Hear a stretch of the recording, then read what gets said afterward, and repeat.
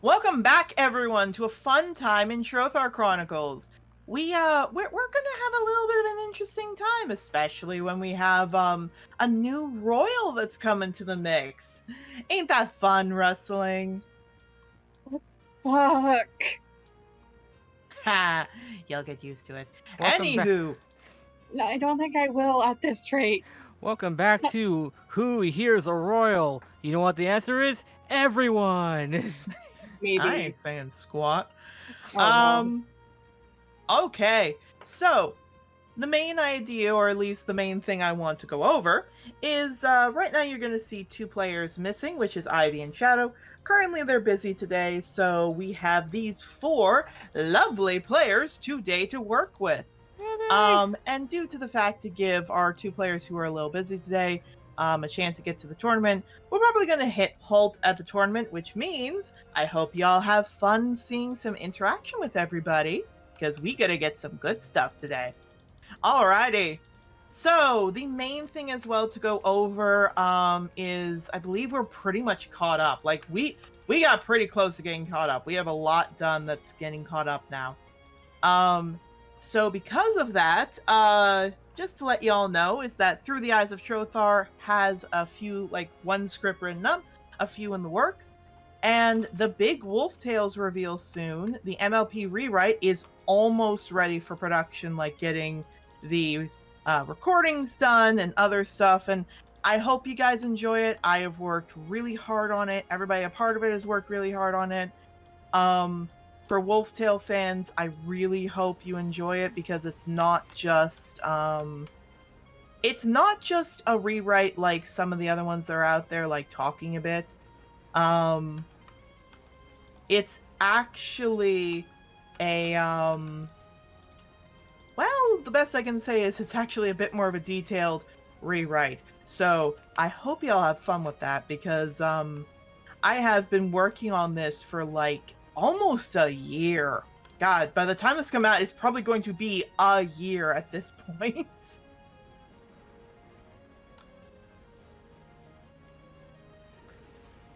Yeah. And for transparency with the production, we are we have done the editing pass on the intro script. Yeah, so basically there's that. And as well, it's taking a bit because what I'm trying to do is I want to pay the artists who are doing this, so it takes a little bit to save up that money. I don't want them to do the amount of work and not get paid for it. I know that happens in a lot of MLP projects. I did that when I tried to do FIE. I want to learn from that. I don't want to do that. So I'm just trying to basically make a ethical production where I actually pay the artists, especially with stuff happening right now. So the idea is this may take a little bit of time, but I do promise it's going to be worth it. I think it's honestly going to be really great. I'm really excited. I hope we find some fun times, because let me tell you, I am very nervous. People will not like this video, but that's my own self-confidence coming in the mix. Right. But for now, players, are we ready to go? Yep. Yay! Alrighty. Then let's get started with our warnings. Trothar Chronicles are not intended for young audiences. There is themes of violence, sexual assault, trauma, animal abuse, and in some cases, Greek-inspired incestuous thoughts and actions that will never be played out, but oftentimes the results are shown. Many things will be coming up in the recent sessions, such as funerals, mortality, as well as in the case when they go to the next mission, bullfighting. All of these things, except for the Greek-inspired incestuous thoughts and feelings, will be played out, and thus you should be prepared to see that kind of stuff. Of course, if you feel uneasy about any of these or you're not sure, viewer discretion is advised. Please decide for yourself if this is something you're comfortable with, or if not. We never want to push anyone to watch these things and make them uncomfortable. We always want you to put you first. We want to make sure you take care of yourself. But in all honesty, for those of you who are willing to go through and see all this stuff, we are so happy to see your support. And for those of you who can't, that's totally okay. We are so happy to hear you're doing stuff for your mental health. But players, are we ready to go? Yeah. Yay! As ready as I'll ever be, I guess. I love torture. All right. All right. So the main thing to go over here is that the players came back to the school. Again, they did their first day. The second day is their final day before they're getting ready to go out and prepare for the funeral games that are happening the next day. With all of this happening and all of these things building up, the main thing that's coming across is that there are a lot of things happening, such as, but not limited to, Mabel has an old friend named Jenny, who is now married to her, to his old abuser, old abuser's father. Ain't that a kick in the teeth? To be fair, she, her pronouns are not incorrect for Mabel now either, so... I was thinking of Jenny, and I'm like, God dang it! Mabel's at the point where they're like, any pronouns, I don't care. Wow. What I was going to say is, Jenny is having a definite good demonstration to everyone about the brainwashing, if we will, that happens in Sovereign's Keep. And Mabel is trying to see how she can get out of that relationship and how he can make Ray go give Jenny her gay awakening, if we will. It's gotta happen eventually. It did with wrestling. God did it. In the case of Rustling found out at the very end of session that, well, she's a princess. And apparently, much like Shadow, she actually has a relative in the School of the Professors. Oh, and I'm still not over the other thing. Indeed. For Octavio, he had a bit of a relaxing time, let's be honest. Things have kind of cooled down a bit. As for Yarrow, it cooled down a little bit too. But Yarrow, in this case, does get to know that his dad and mom are leaving at the end of the week. So this will be the last time he gets to spend time before they'll have to go back to the Primal Continent. But the last thing that was done, and the last thing that is decided, which I will say is going to have to be decided by 4 players, with the 2 votes going to be waited on for another time, was something Morven gave. A very special thing Morven gave. Morven handed a signed voucher, if we will, to the party. A 60,000 gold voucher that he basically explained can do one of 2 things. One, they can take the voucher and basically use it to get weapons and items for whatever they'd like, or they can use it to bring people here. So the idea is that if they say, the person says, I want to visit from my family, that bit of the money will be taken, like some of the money will be taken to bring them to the island. If somebody wishes to just use the money for magic items, then it'll be divided by whoever wishes to keep it for magic items. The idea is that the voucher is far more than all of you would have gotten in Ocean's Point, but it is also as a way to be like, hey, you all are kind of squishy. We know you're going on bigger missions. We'd like you all to be less squishy. And as the fact that Seagrass, we are going to be catching up on that one, soon enough, the players will be going on a small little break where they may discuss what they wish to do with the voucher.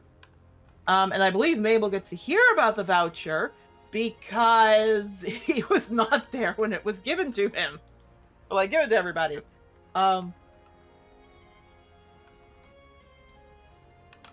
So, for everybody here, it's time to continue the adventure. to learn more about what happened with Rustling's mother, Belladonna, finding out that she's a Princess Silky, as well as her father, probably Father Felix, because you look nothing like Gorth. Damn it. I'm still not over that. Good time. And I helped All write right. the backstory. Look, I gave hints of it. I just let it be. Auditory processing. All I'm right. not confused with it. Indeed. So, Rustling, starting off, Gale and you again are in the hallway, and Seagrass again is changed into this big guy. Again, he's a sea otter folk. Or like a not sea otter folk, I forgot. I believe I said gray seal? Leopard Yeah, seal. he's a gray leopard seal, that was it. I was like, God dang it, what is it? Thank you. Thank you for reminding me. He's a leopard seal. So he's very happy to see you both. He's like slapping his hands, like little flippers. He changes again into his bunny form, tying the shawl around him. And he's just looking happy at both of you. I am so happy to see you both. You have no idea how happy I am to see you both. And he just hugs Gale, and then he hugs you. Pats his. Wait, is it a man?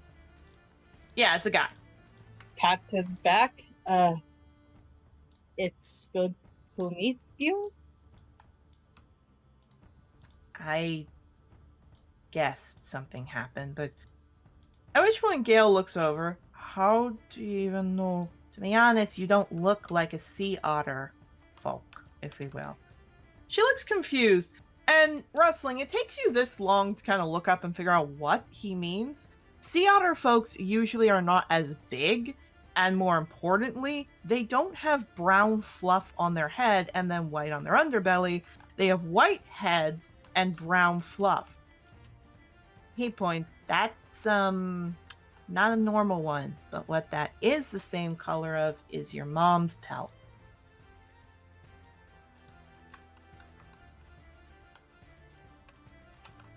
Huh. To be honest, do you both know where Belladonna is?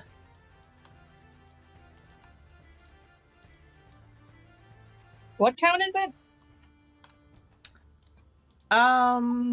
I believe it's in your notes. I believe it.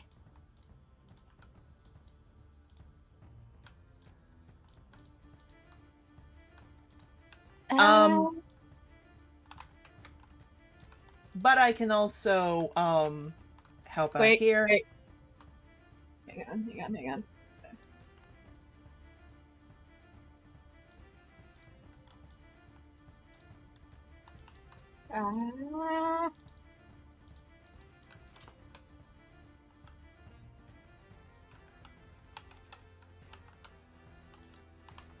Willowport? That's it. It's at the very bottom. Alright, no worries.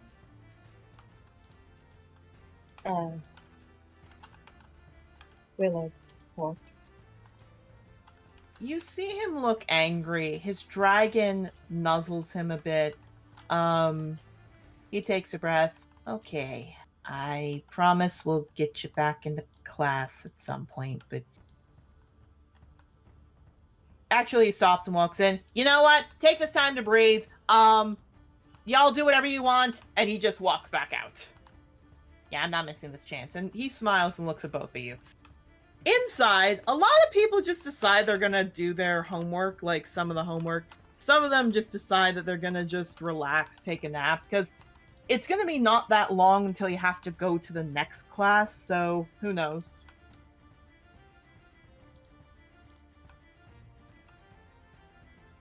Yeah.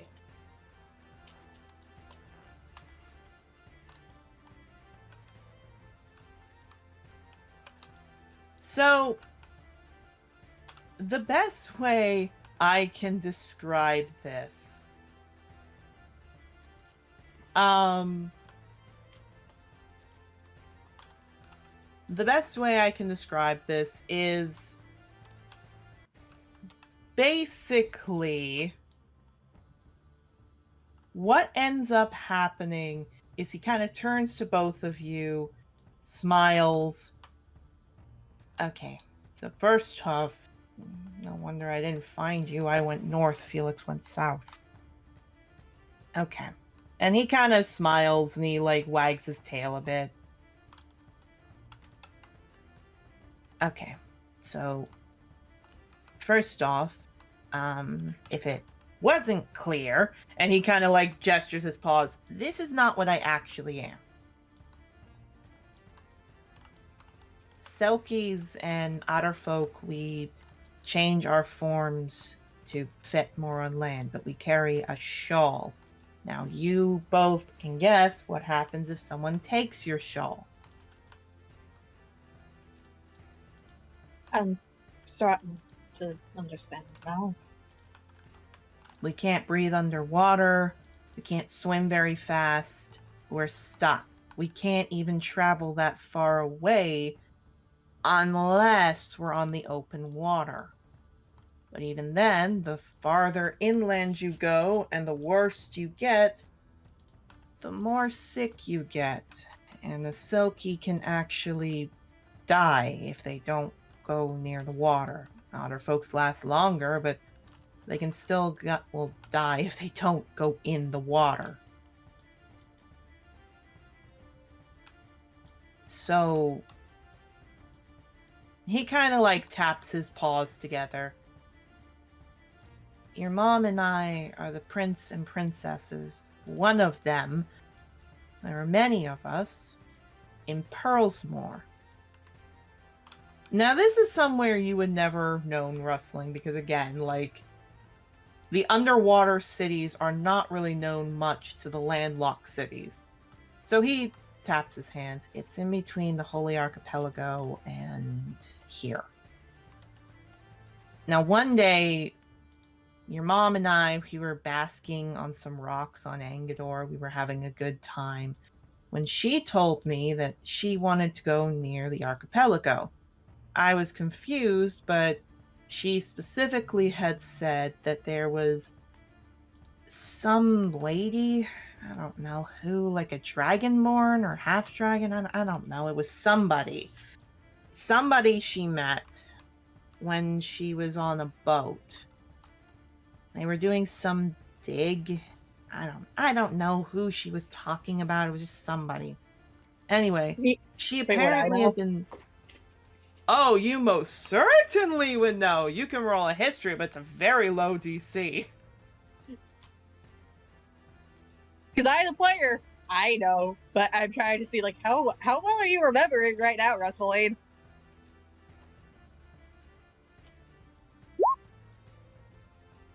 $17?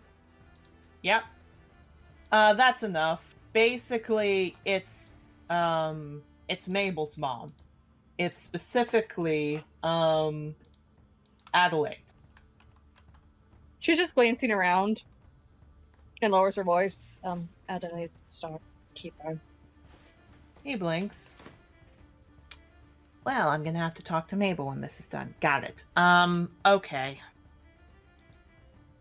So I didn't know who this was. I thought she was a bit weird, but the thing is, Silky and Otterfolk do oftentimes go to shore and find couples. And sometimes have a kid with them. I mean, kind of gestures to Gale. That's how Otterfolks are made. Selkie finds loves on land and they have a cub. And then that cub is usually an Otterfolk. There are other ways, but that's not the point. The point is, I was confused, but it's not like I was going to let my sister go off to the archipelago alone. So I went with her, told our parents, and we said we'd be back in a few weeks. You can guess where that went.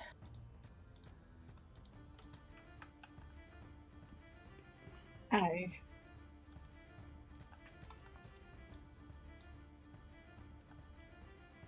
We crossed the sea. It was fine, but the closer we got to the archipelago, the more we had to take some breaks.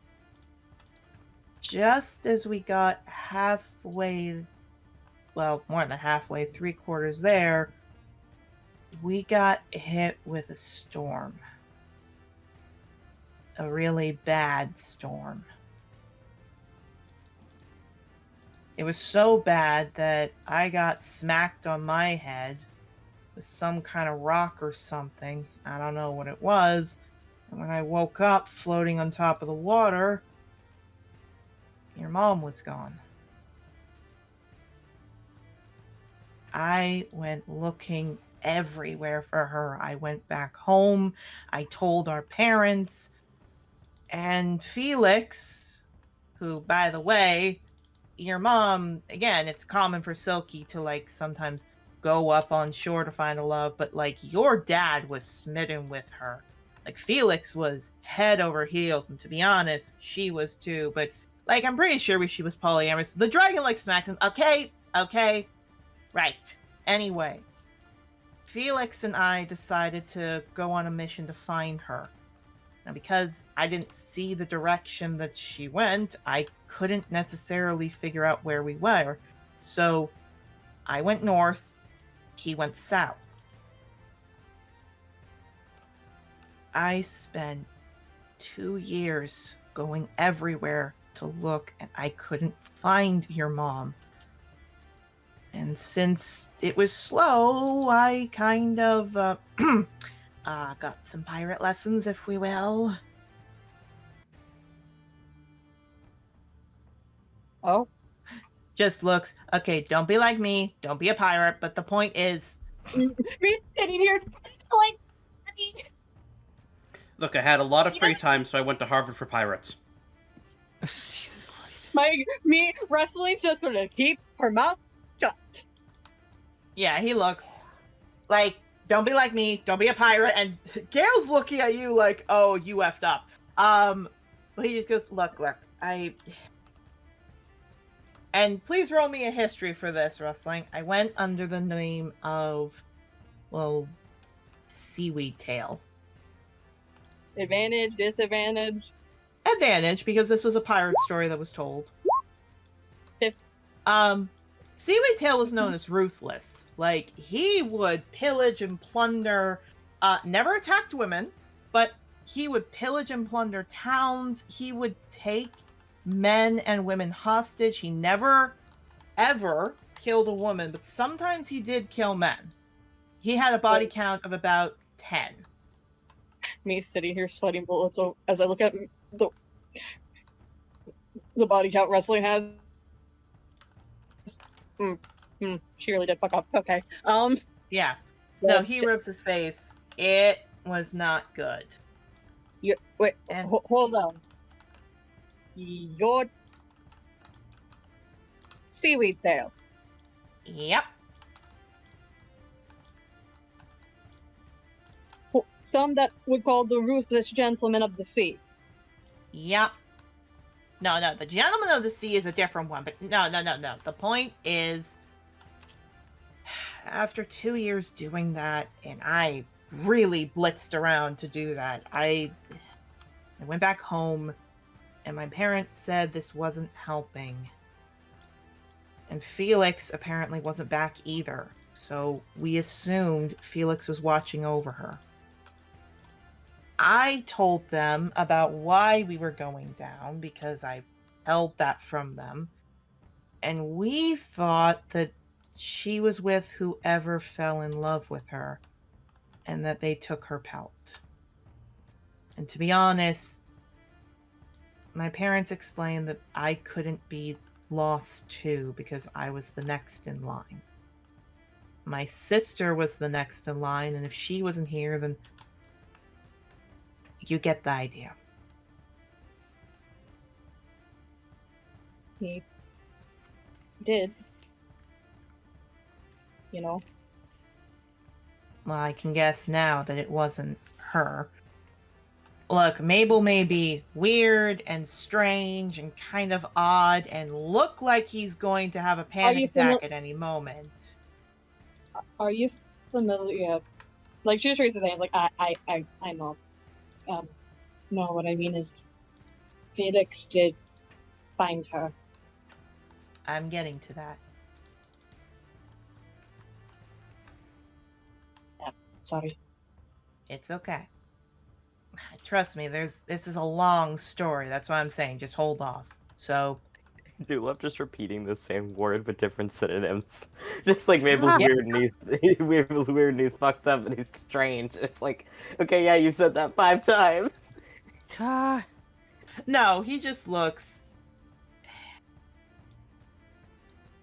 See, I sent out my brothers and sisters to try and find any sign of Belladonna, and we didn't find Belladonna, but we found Felix.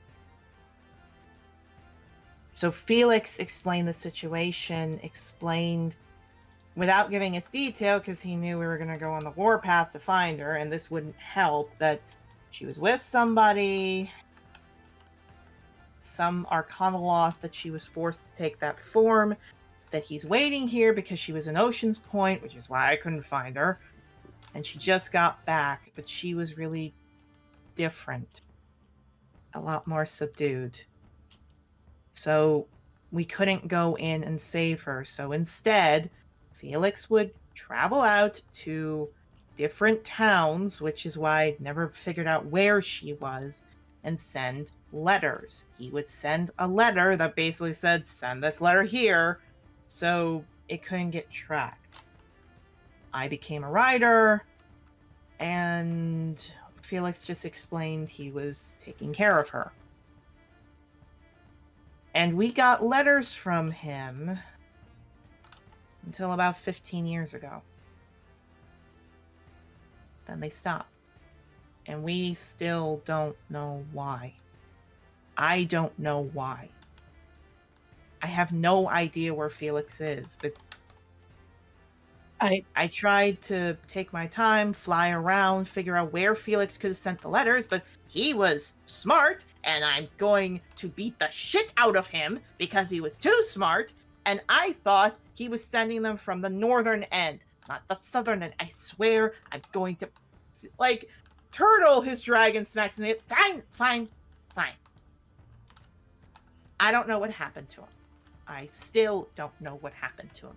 All I know is Felix did a good job hiding his tracks, and I am scared because now my sister is with whoever was bullying her, abusing her, because again, as weird as Mabel is, I don't think his mom would do that to someone. I have the answers to a lot of that, actually. I'd like to hear, but no, Yeah, he sighs. I am just happy to finally meet all of you. And he again, walks up and hugs you both. Coulter was is the new one, but I was new before her. I became a dragon rider, admittedly, and he looks to Turtle. I maybe didn't want to be a rider. I'm not going to lie. I didn't join because I wanted to. I joined because I needed something faster. Turtle looks over to both you and Gale. I admittedly am not big into a dragon rider who can, boss me around, and when I heard the plight, I wanted to help out. That's why he's so much older than me, if we will. Normally, you pick a young dragon or one that's halfway to adulthood, not one that's older by quite a bit.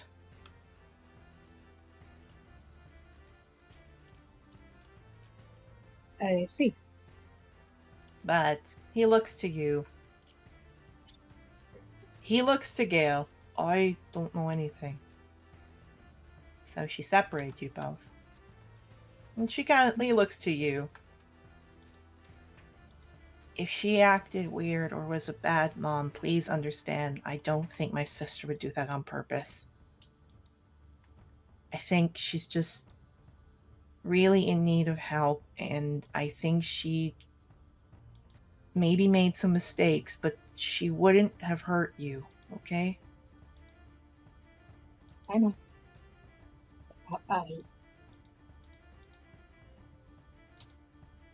Maybe there was a time that an unknowing kid might have thought differently, but I know. Now, at least. Not.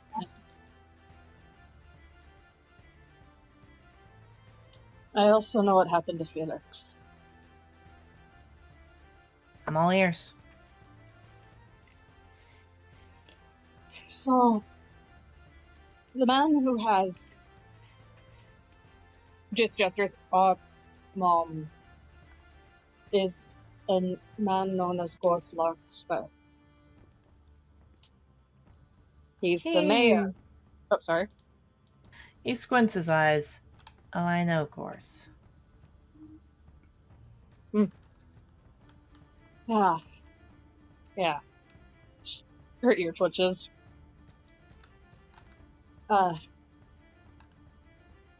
We were my older brother Speedwell and I were raised in Willowport. But be happy to double check how old I was. Do I have that in my notes? Hang on.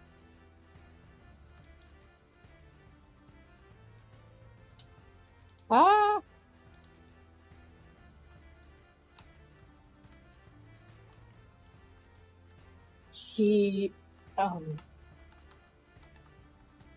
and I were very close to our mother, and we also had, who at the time I called Uncle Felix.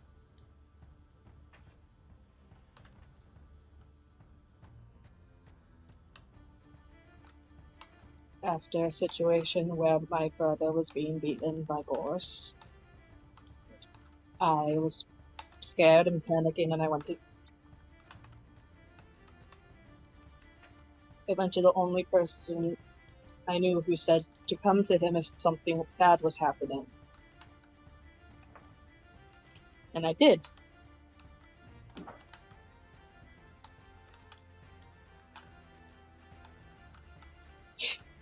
Let me tell you, he did a good number on Gorse.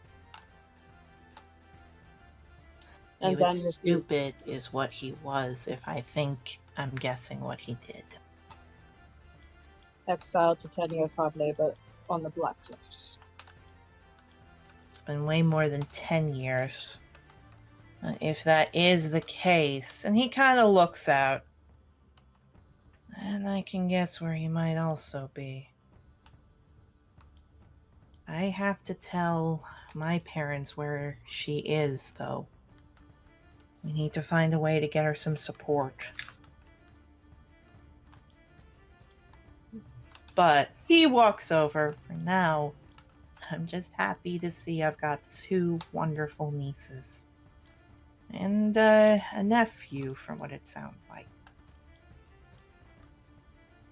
He's practically like, he was the only thing I had close to an actual father, if I'm being honest. Felix would also have been your dad. I don't know why he didn't tell you otherwise, but Felix can also be considered your dad.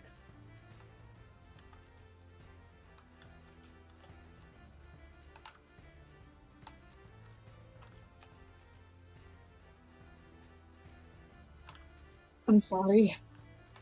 Hey, he like hugs you. Hey, what's all this then?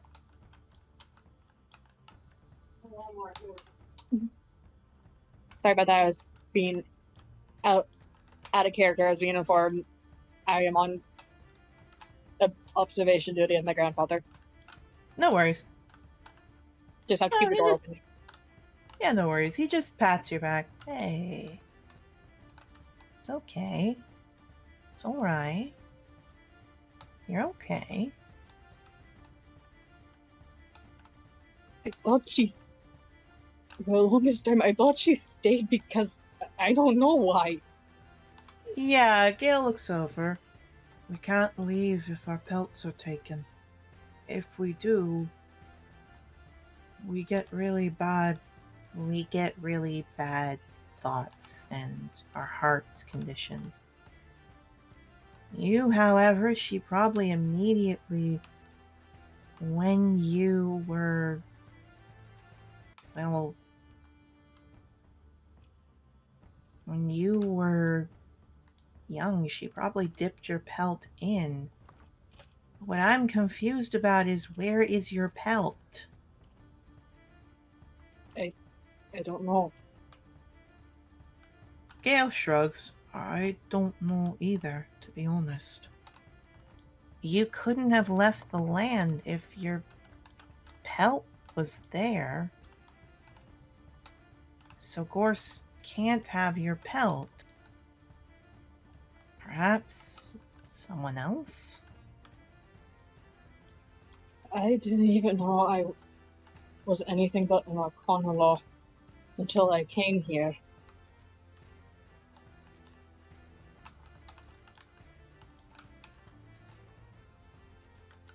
I just knew I enjoyed the water. And apparently I didn't understand at the time. I couldn't stay under the water like I wanted to. Nods. That probably admittedly came from, how do I describe this? I read in your file that you were, or you are, a demigod child. Demicelestial of, Daria and Kasi. Yeah. I only choose to acknowledge Daria. But what I mean is, like, looks at both of you. The best I can say is I am not sure. I'm really not 100% sure what would happen, but to the best of my guess, that combination is what kept you alive from your pelt this long, but I don't know. Wait, hang on. I died at one point, I think. You did! I blinks. What age is it where you start to get sick? And trust me, you don't show the signs of being receded from the water. I died when I was a kid. Perhaps your pelt was taken from you. That can also happen. Gale nods. One time someone took my pelt, put it in a chest to trick me. That I almost died from. It's very different. He kind of walks over. Okay, better question. Could you talk when you were a young kid? I'm pretty sure I was a chatty Kathy as a kid. You were. Yeah. And then that wasn't it. One of the things is, without our pelt, we don't have our cry. We don't have our voice. It's there, but it only comes out in extreme times. If you personally died when you were younger, first off, he butts his head to yours. I'm going to be watching over you, because that means you got a death scar. But two, and kind of looks at you. That meant that was a pelt being separated from it. So whoever has it has been sticking somewhat close to you.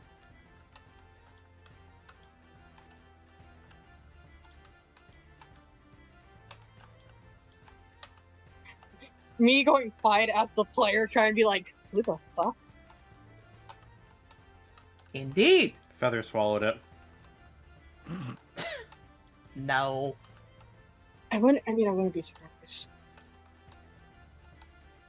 It's Feather. I love the bird, but they got weird cat energy. You kidding? They have bird energy. Yeah. I'll take that. I will trust you on that because you have had birds. I speak from experience. Yes.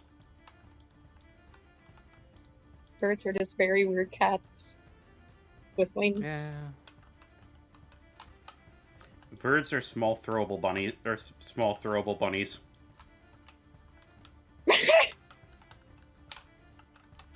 Puntable. We all know how evil bunnies are. Yeah. Anyway. I wouldn't know. She's just furrowing her brow.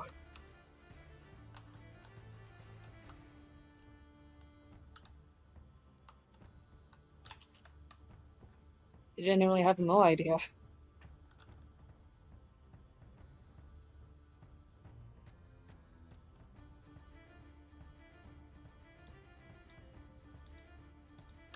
Also, hello? Yeah, we're here. Oh. No, I'm there. I'm just. Yep, we're here. Okay. No, it said it died on No. my end. I'm like, oh no. No, that's fair. No, he looks. We'll figure out this later, but for now, he changes into the the seal form. Because again, silky forms are really just their seal forms. If there is any changes to their humanoid form, it's really just at most webbed feet, like webbed paws. But again, they're supposed to look like humans, maybe some splotches on their fur or anything. So he just changes into a seal and he smiles. And he, again, being a leopard seal, you see this big guy like come up, like bounce over, use his flippers to like hug you both. I'm just happy you both are safe.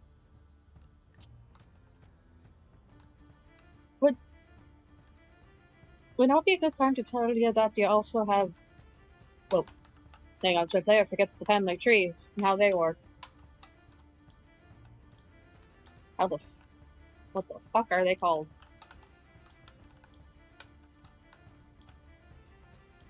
Nieces and nephews? Is that what they are? Well, yeah, he knows because he knows you have kids.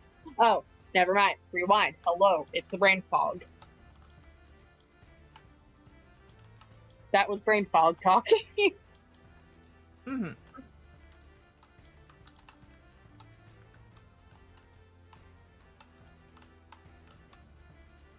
The thing Okay. is that he does smile, and later, I'm gonna get to know my nieces and nephews. I want you to know that. Or great nieces and nephews, I don't know. He just smiles. But it also means I hope you know that Cold Duster won't have to watch them over the weekend. I can handle your kids. Oh, are you sure? Yep. But first off, he kind of like bounces, changes into the rabbit folk, comes back in. Amabellus, out here now.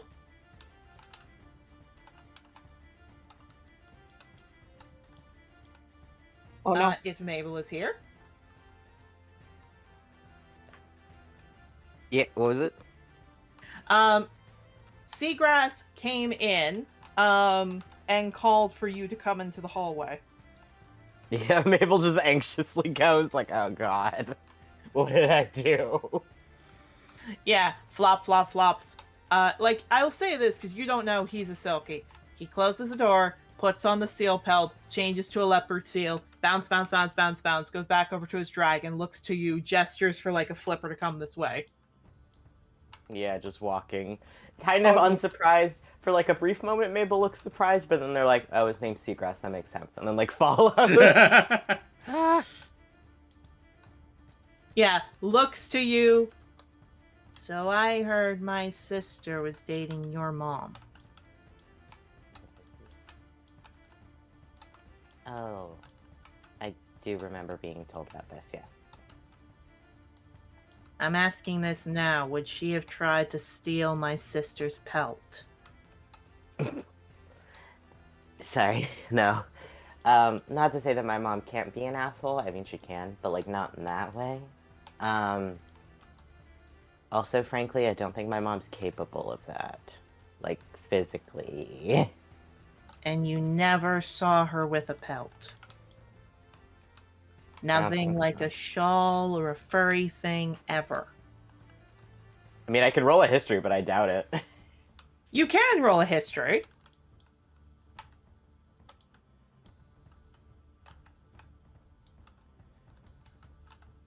You never saw your mom I with a furry thing, did you? Immediately cuts to her holding Vulture for the first time and screaming. Yeah.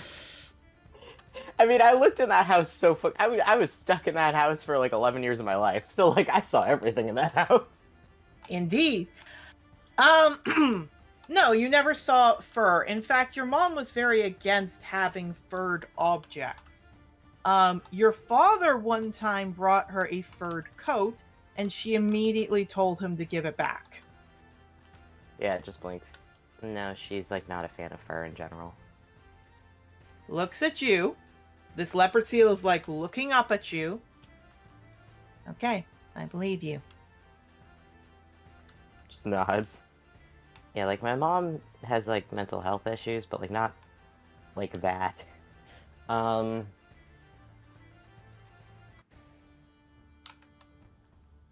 I can't see her doing that, really. And I will say, because he's just looking at you and nods and looks to you, Rustling, and looks to you. So, are you two dating? God. Rustling has to, like, blink. Where Mitt's figuring out what we are, because, looks over. No offense, I don't want to, like, step on your partner's toes. That's totally fair. Okay, so I need to do this one thing, and please do not think I'm trying to harass you. He goes over and bites, not enough to break skin, like your scales, but bites down on your hand and starts dragging you over to the window. Yeah, Mabel's growling. He immediately, like, holds you over the window, like, dangling out. Oh, seagrass. Yeah, growling more.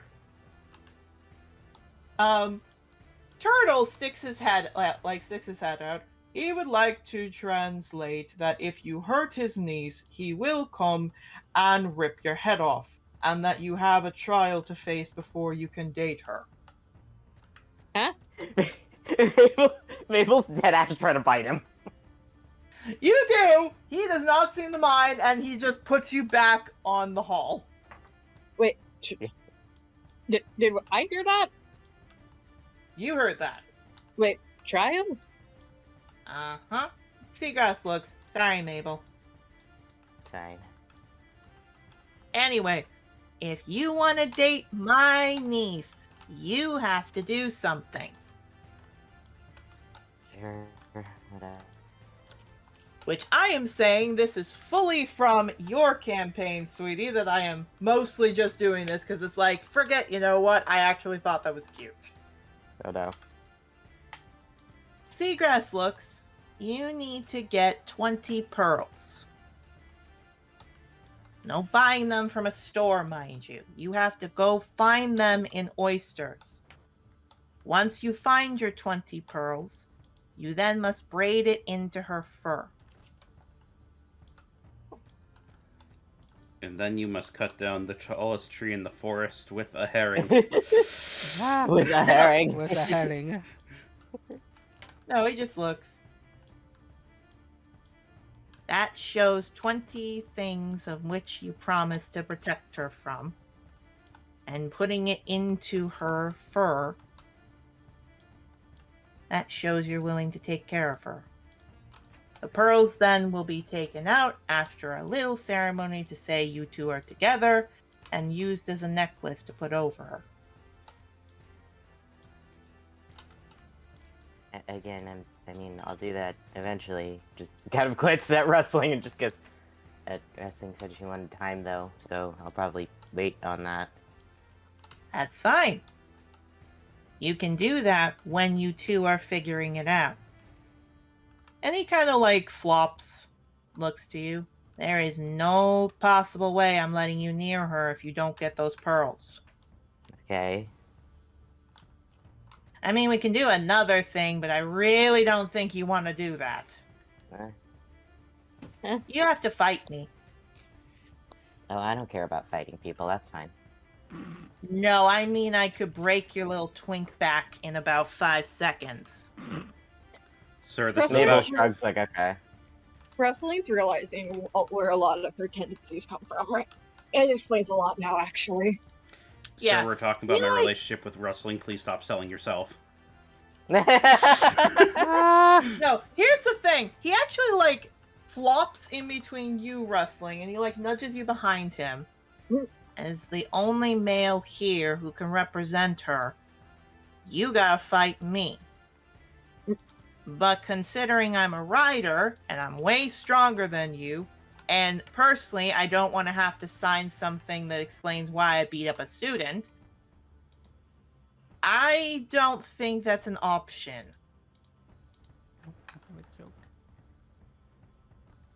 Ugh, bureaucracy. Yeah, Mabel just stands up and shakes himself off a little bit and just goes like, okay, that's fine, I mean. So before I mean- you even get a chance to spend time with her like that, and again, he's like trying to make himself look big, which I'll say this, leopard seals are big. They are big. They are big. So he's like really trying to like lift himself up to look intimidating. Unfortunately, sir, you're doing this to someone with no survival instinct. They do I was not about care. to say. They're just like, they do not care. They just stare, they just Have you stare back at him. Have you not considered that Mabel might in fact have a death wish? Anyways. Yeah, no, Wrestling's just like... This is a motherfucker who has been accustomed to the realization that they could die any day since they were like 5 years old. They have no fucks given. Have you ever considered that maybe that you're doing this to somebody who is into that? No, they just stare at him doing that and then glance at Wrestling and look back at him and just go like, I mean, that's fine. Again, Wrestling said that she's not particularly like great with touch, so I wasn't planning to anyway, but okay. I know that. Not only are you trying to date someone in my group, but you are also courting the princess of the whole ocean. Yeah, Wrestling's going to that. I'm still giving it a shot.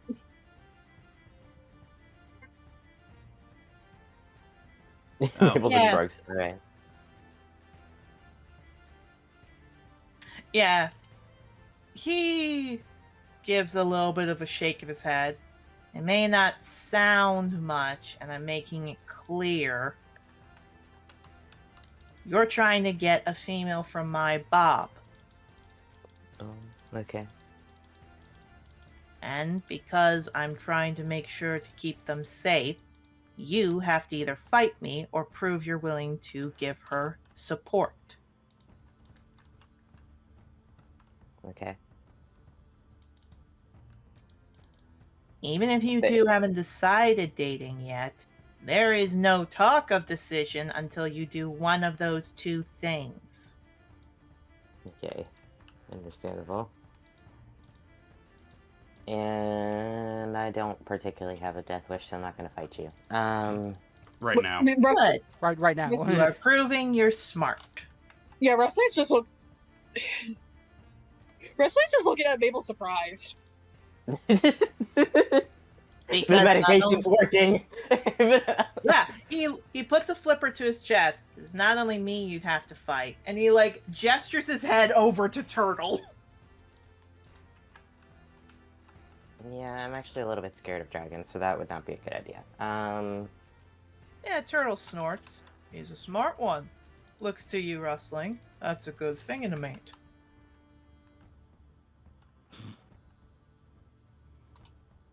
Also, he's good with the kids. Another good thing. Which, again, Seagrass looks, look, this isn't me telling you, like, If you get the pearls, immediately you two are together. But I'm not going to let you near her until you get pearls. Blinks. Oh, Fine. I'll go do that today then. see. Wait, Blinks. Technically, this would be Uncle, right? Yes.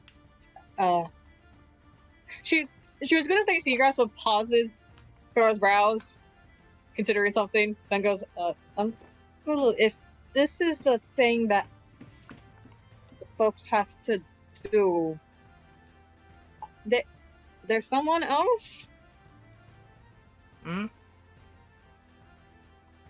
Maple blinks and remembers this and is like, now he has to do it too. Oh god. Wait, I'm making sure I remember the name. Albatross? Alabaster. Alabaster, thank you. My brain's like, two A names confuse me. Alabaster. We haven't done anything yet, but we had lunch or dinner? Dinner or late lunch? Alabaster. He didn't do anything. What does he look like? Uncle, please, don't. What does he look like?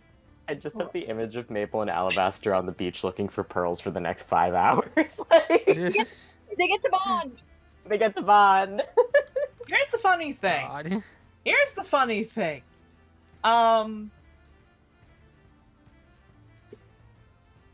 He just looks. What does he look like? Making sure I'm remembering, he's a white wolf knoll? Yeah, he's White Wolf Knoll. He's a white wolf knoll? I'll be back. And he starts going thump, thump, thump, thump, thump. Yo, Uncle, going after him. Yeah, Gale picks you up. I just let it go. Yeah. I'm so sorry, Mabel. I don't care. They like look like they're gonna say something and then they look kind of embarrassed by that thought and then don't say that. I didn't know he was gonna dangle you with that. Oh. It's fine. I actually wasn't that bothered by the dangling. It was purely the touching my hand that I got pissed off at. And that too. Yeah. It made it kind of the worst spot to touch me, because that is, like, I'm not gonna take off my glove, but, like, my whole hand's black. Either way. Yeah, no, she's gonna blink. Can you put me down, Gail? Gale does. Yeah, she's going over and just, like, worriedly hovering her hand, like, over the one hand's like... Here's the thing, however. When you try to go over there, Turtle actually shoves you away. I was just trying to make sure his hand was okay.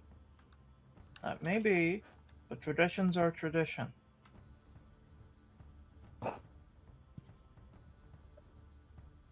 I'm on the same team as him. Yeah? He is our healer. Well, then he better find pearls. I'll do it today. Don't worry about it, wrestling. Oh my goodness. Okay. Ursula's just rubbing her face. Can Speaking he... of which, Octavio and Yarrow, you guys technically don't have to stay there, so you can come out to see what's going on. No, like, I'm you totally can't- fine just taking a nap in class, you know. You cut back to Octavio and Yara, and they're playing like Connect 4.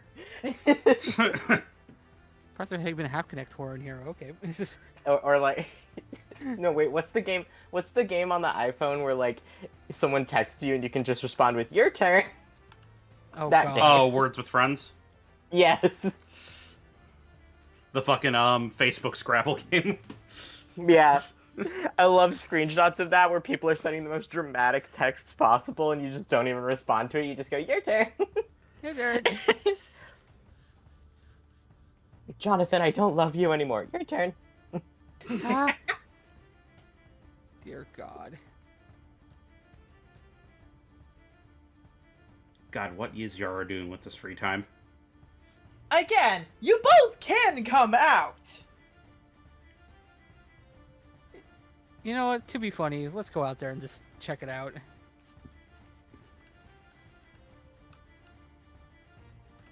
I'm gonna go check on my friends, and he kind of like bows to the rest of Under Oath and slowly walks out. They nod.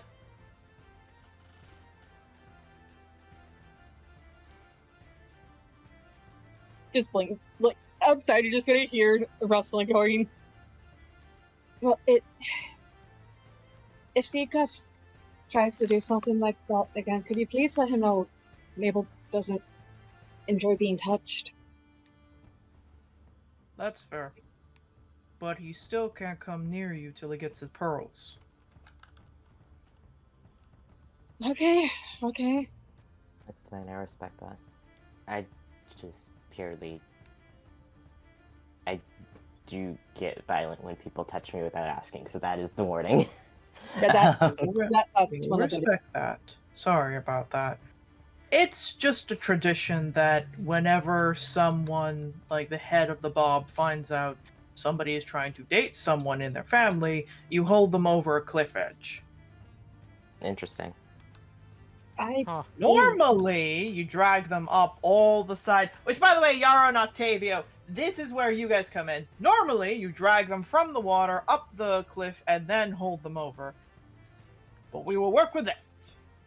Yarrow slowly starts to turn around. I was like, I'm going home. Octavio reaches for Yarrow's hands like, nope, if I'm going to be out here dealing with this, you need to be out here dealing with this as well. Okay. That's what a team does, right, teammates? I feel like we Mabel walk flips into him off. something that we're not supposed to. Is everyone okay? Uh, Yeah, it's fine. I'm finding out more about my lineage.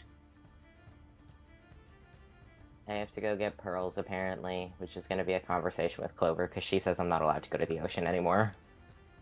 You have to Well, go to the now ocean. that Toffee is pushed away, you can go to the ocean.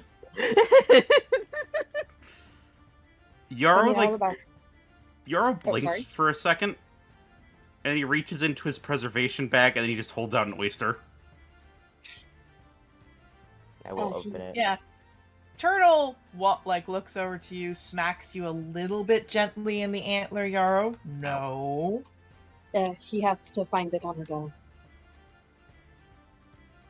Yarrow looks at that, slowly puts the oyster down, and then just backs away.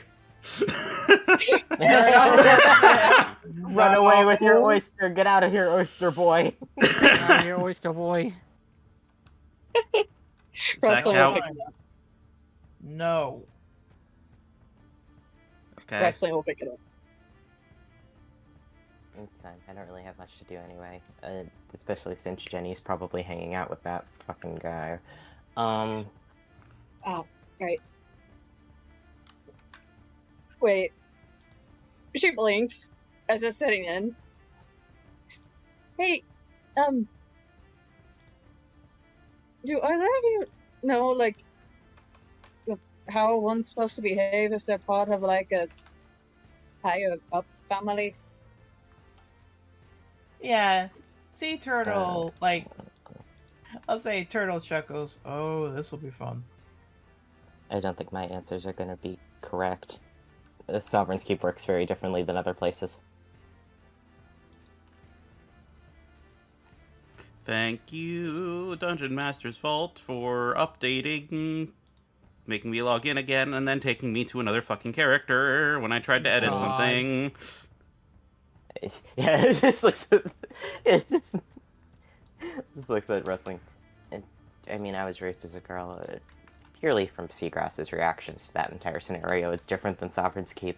I don't want to word it terribly, but I was kind of used as a commodity to be traded. That's how women are. In Sovereign's Keep, not other places. But First off, I'm sorry I had to go through that, and she's rubbing her face. I found out not only who my real parents are, I guess I technically have 4 overall parents. In a way. I'm not going to stay too hard on that. Apparently, she kind of grimaces. It's a very sour taste in her mouth. I mean, the princess of the ocean.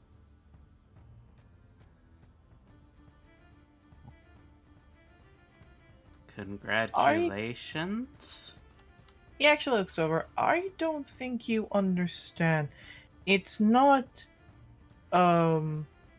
it's not a ocean. It's the ocean. All of it, or The Central Ocean Kingdom. Pearlsmore is not a kingdom. It is the kingdom. Interesting. huh? Your mother was, well, in line to be the next queen of the ocean.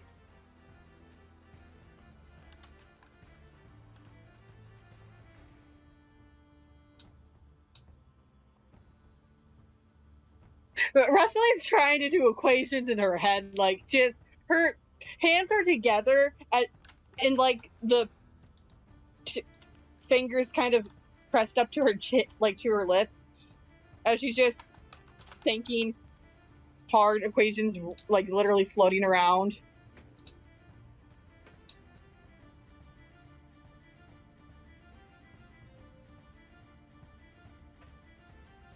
How does next in line things work?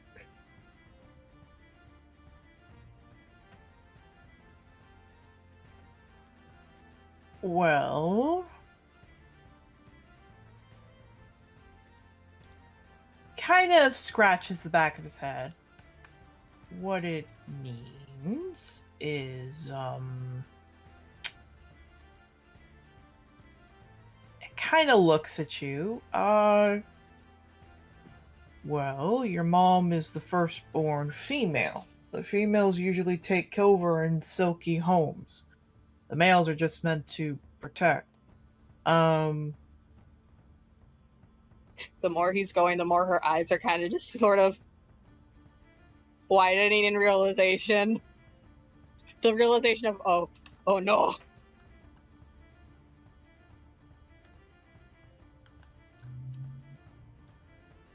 Nods, just looks to you.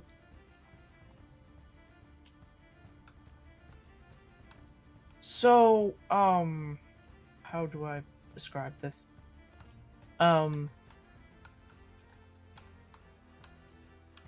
Basically, she being the next in line means, that she was supposed to take over when when his parents died. The whole thing is that you would be in control of all of the kingdoms, the ocean kingdoms, like every last stretch of them.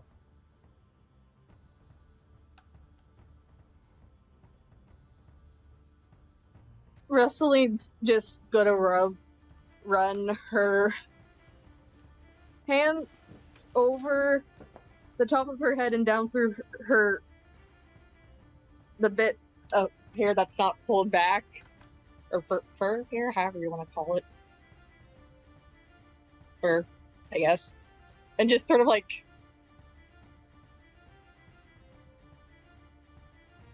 ruffle it a bit. Just like, okay. And then once she's done, I mean, it'd either be Gale or myself. Nods. Huh.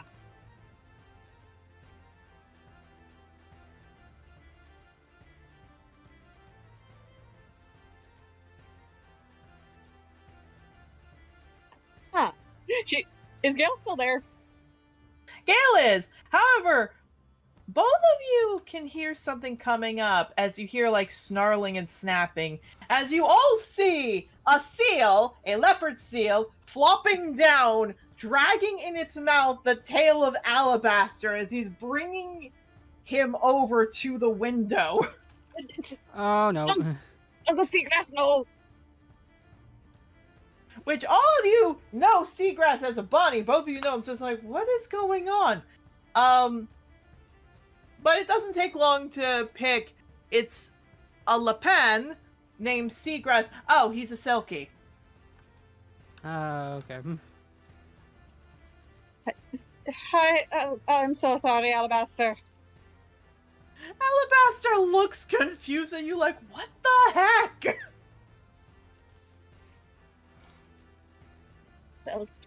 Selkie tradition. Yeah, which again, Seagrass puts him over. He kind of like looks confused. He starts biting him up. Turtle looks over. He's just letting you know that if you have any interest in dating her, to summarize it up, you'll need to go find 20 pearls or fight. I'll fight.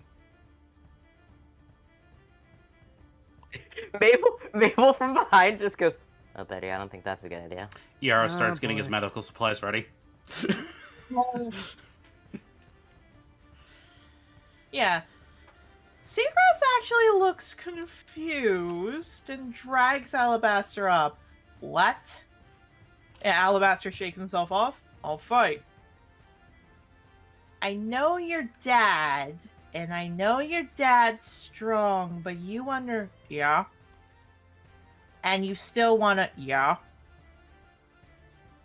You can just go with the, I know. Okay, give me 10 minutes, meet me outside. And he just starts, like, he changes into his rabbit folk form, hops on Turtle as they run off. All right, meet me behind Taylor's. Basically, it is meet me behind Taylor's. Celine is just... Russell's having a day. Yeah, he looks down to you. You okay? Are you? Yeah. What's wrong? You're going to be fighting him and his dragon. Yeah.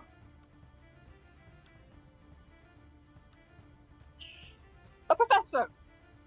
Yeah. Why? Because I don't want to go look for pearls.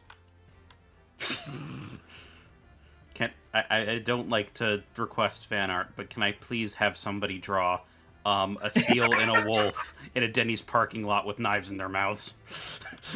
God. Rustling in the background, holding her face in her hands.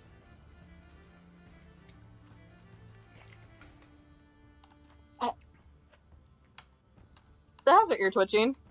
Why? I've told you my feelings for you. If I have to pick pearls, which I don't really like getting my paws wet and going near something slimy to look for something that has a 1 in 100 chance to do, then yeah, I'll fight for you. Me sitting here just looking at Rustling. You just go for the softest motherfuckers. You do! He looks to you, Mabel. Nods. Yeah, nods at him. Yeah, I respect it. Alright, I'm gonna go down to the beach probably. I will say, he kind of looks... The beach is going to take you at least 20 minutes and you still have classes to do. I'll go after then. Nods. Alabaster cracks his back. I, being in the 3rd year, have less classes, and the professors kind of excuse us from doing this. So, he kind of cracks his back. I'm heading out there.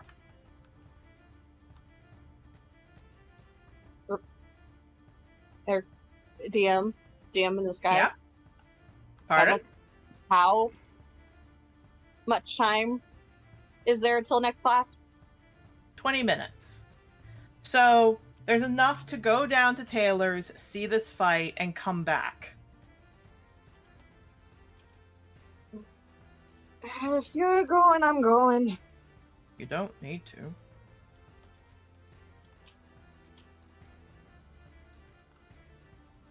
Look, I know there's traditions in place, but if you're doing that, your chariot partner needs to be there to make sure you're in one piece.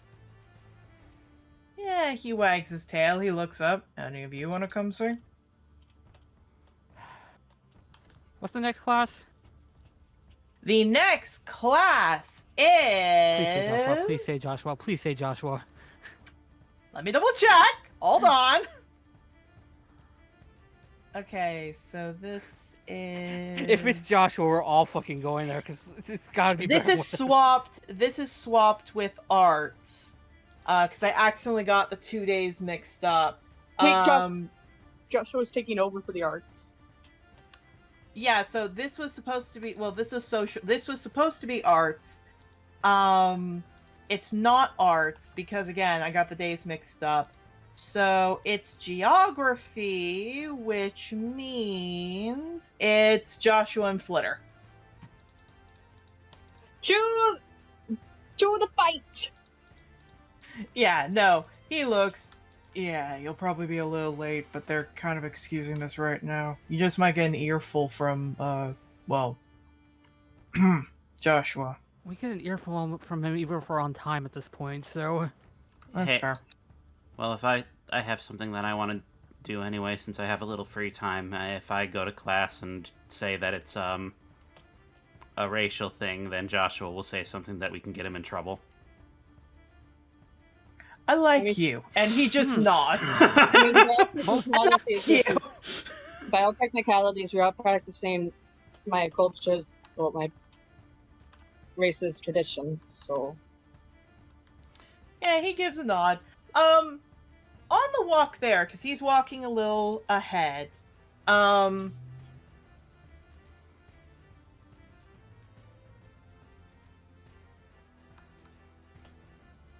so I would like you all to discuss, because Mabel did not know this, you may all discuss about the little slip of paper as I do some rolls, because I realize I actually need to roll for Alabaster. I need to get a sheet up. Oh, Yeah. Yeah. oh, sorry. Oh yeah, Mabel. Before I head back to class, Morven came and talked to us while you were off talking, I think, to Jenny. Yeah. In lieu of the payment that we didn't get from Ocean's Point, he's giving us a voucher for either about, was it 10,000? 60,000. So 60,000. 10,000 each. Yeah, for about 10,000 gold each to help us improve our equipment for other missions, or use putting that money towards bringing somebody to the school for about a week.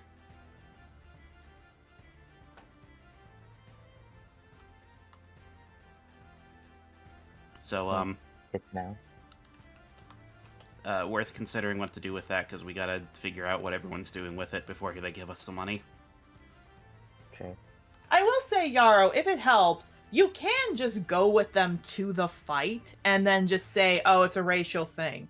When you come back. You can go with the fight.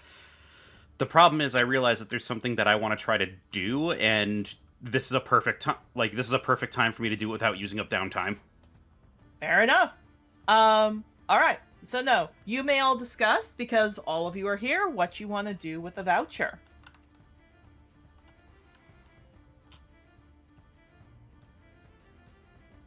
I To be mean, honest, let's... to Oh, be sorry. honest, you should all probably. I know. Mabel just goes. You should all probably use it. I have enough money, and so does my family. How much of that money do you even use from your family? Because you haven't really brought it up that much. My family only lends me money when I need it. And you haven't really needed it the entire school year, so... I also haven't spent any of the money that I've really gotten this entire year.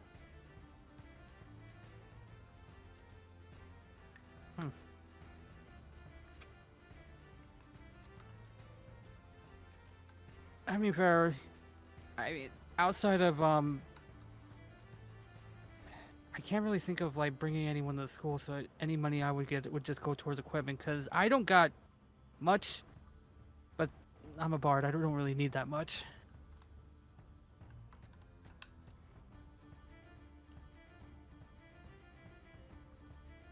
I honestly would like having the voucher for the funding since we could also use it for therapy. And I know my kids need it. You can't use it for therapy. It's either Oh. equipment. It's either equipment, or it's to bring someone over to the island. Okay, retract what I said. I honestly need more gear. Because I did not like being used as a troop toy.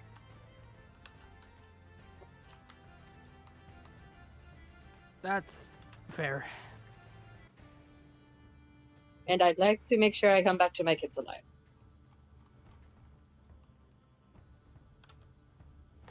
Okay, more than fair.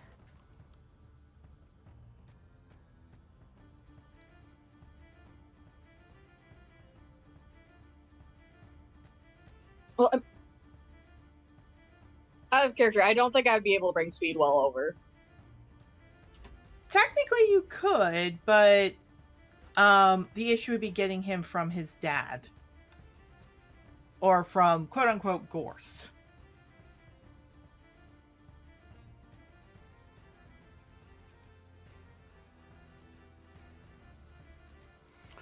Or you could invite Gorse over so we could all beat him up and get the shawl back. Yeah, That let's is do it. something you could do. That is a way we could something beat you it. could do. We get him here and then we kill him. If kill we him in the can. back alley of the Denny's. If we can, that's the thing. We lure him behind Taylor's and then we just let Seagrass do his thing. Ah.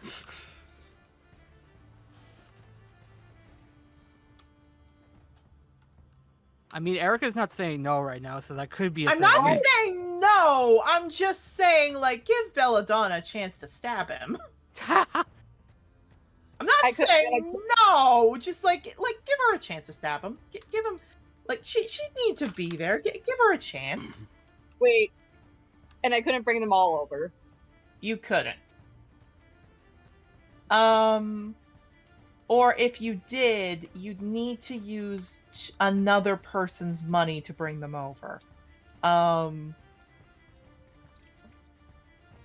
Which, looking over to Yarrow, because of what we talked about, that is something you could do since Mabel did offer. Do what? Bringing multiple people over.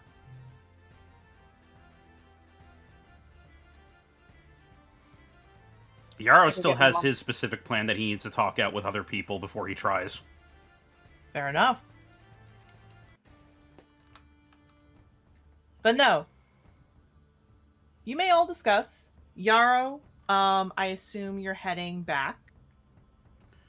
Yep, and I'm gonna take the time in class to take Carmilla's flower and try to synthesize something with it. Okay.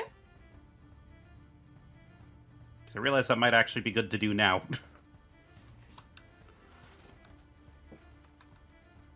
Alright.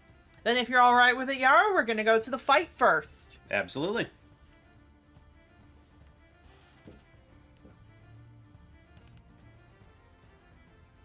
I just realized because Wait! Gorse couldn't go there! He might be able to go there. Because again, it's Tossie. Tossie's other kin could technically come to the island. He would just be in pain. Damn, now it's more tempting.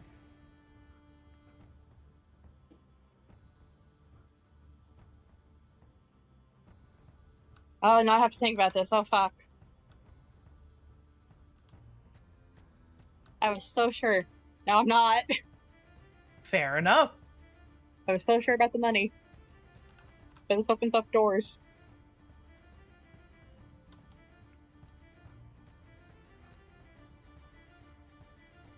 Oh god, how is boy gonna fare? Yeah, Alabaster doesn't seem that upset. He doesn't seem that big. He doesn't seem that, like, overly scared as he's just walking. Boof. Percy!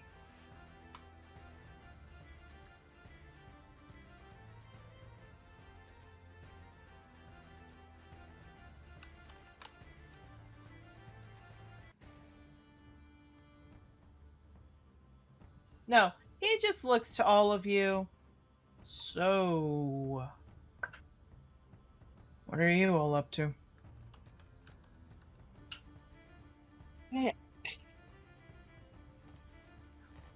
Obviously, just processing a lot of things I've been finding out lately.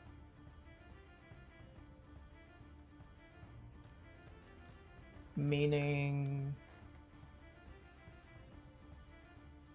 I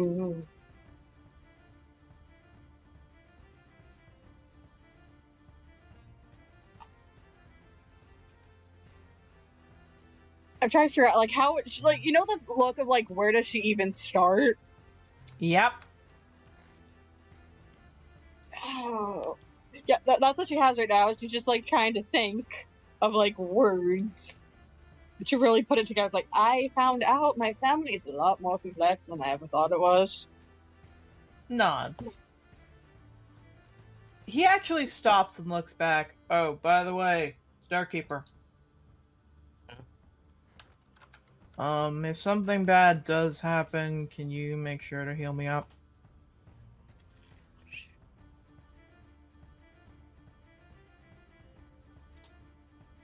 Does a thumbs up like thank you. Wrestling's actually happy they're both kind of being civil. Well, Then she again, realized, he doesn't know. He doesn't understand or know that Mabel kind of likes you right now. He's just like, oh, I guess they're just coming here to see a fight. Oh, he's coming because he's a doctor. Yeah, that's basically it. He doesn't realize Mabel has feelings for you. I thought I told him.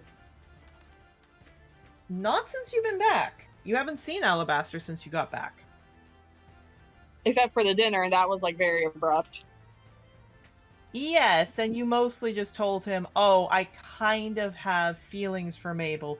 He does not know Mabel has feelings for you or that it went through.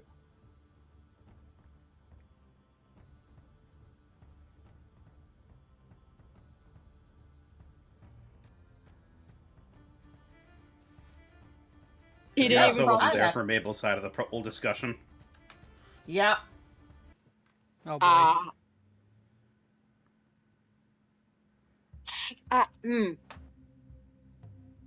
But Wrestling's wondering if now is a good time.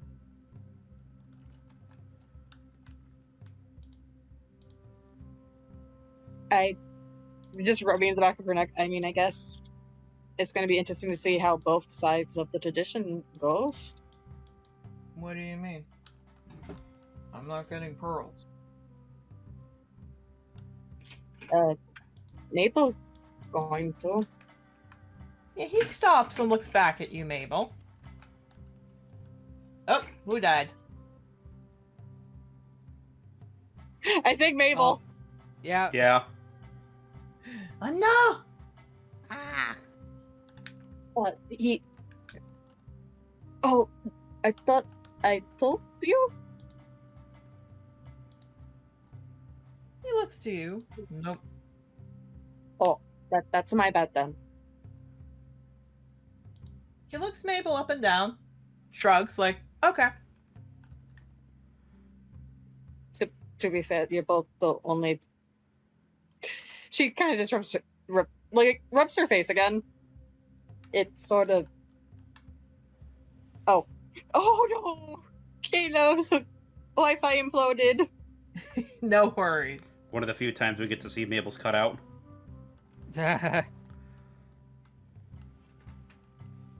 Well, now's a good time to explain to boy, I guess.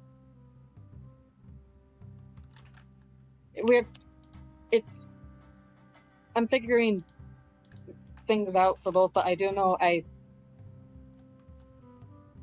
do you want something more with both of you? Not that it has to be rushed. I want to get to know you both better first, but I'm so sorry again. I thought I did. I just don't want you to feel like I was keeping secrets.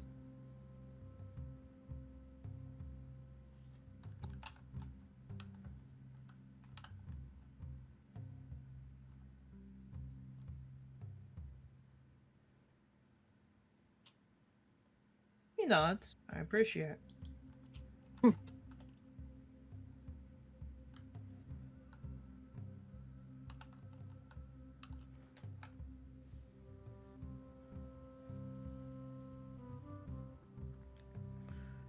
The curse of having OBS up as a streamer where I keep looking at chat.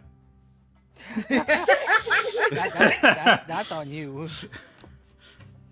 Oh, he lives! Holy shit. Okay. Hi. You okay, sweetie? Yeah, my Wi-Fi still imploded. My Wi-Fi still doesn't work. I'm on my phone hotspot right now.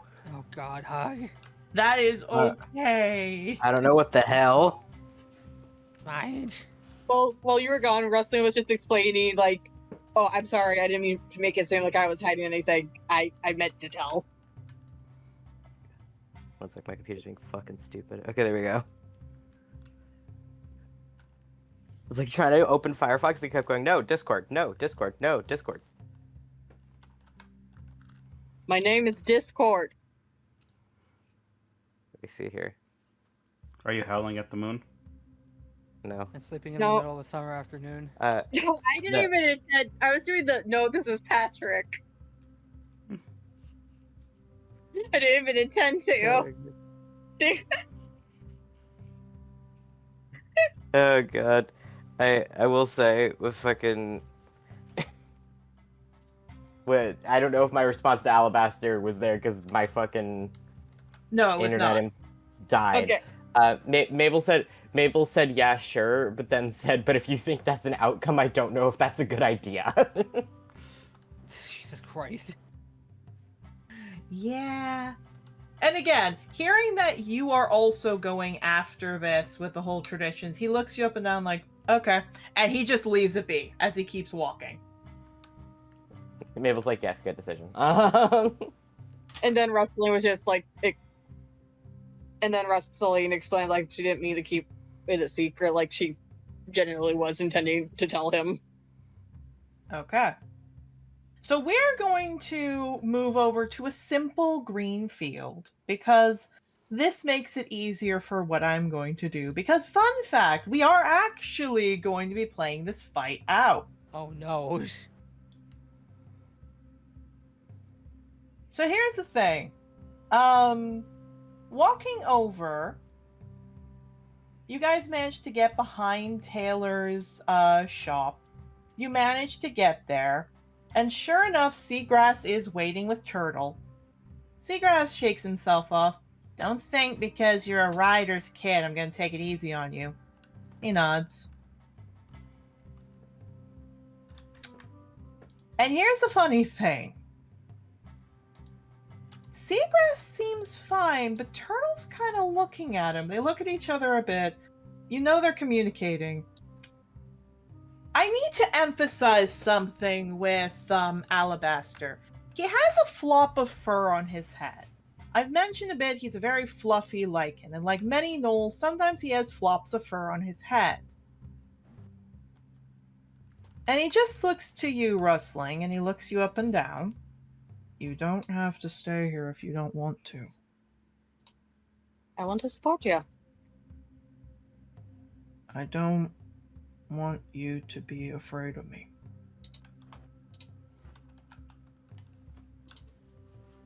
She blinks. And I really don't want you to hate me. I don't think that's possible, Alabaster. Trust me. He kind of puts his ears down. I mean, I genuinely mean that. From our interactions, you've proven you're more than a good person. He looks to the side. He nods. And he just looks again to all of you. I'm really sorry for what you're about to see today. We've seen some pretty messed up stuff, so I mean, how bad could it be? He doesn't say anything. He does actually look over to you for a second, Mabel. Can you please stand in front of them? Sure. And if I look angry, can you please make sure to keep them safe? Most of my magic is meant to subdue, so sure. Nods. He seems calmer with that. I would love to say you all see Taylor like come out with some popcorn. Clementine is not there, but he's just looking at us like, sweet, entertainment. Let's see what's up. Don't even have to pay for any of it. I He guess we're doesn't going have to pay for anything. It's happening outside his shop. He's happy. He's got a I guess popcorn we'll- machine right next to the back door specifically for when people fight behind his shop.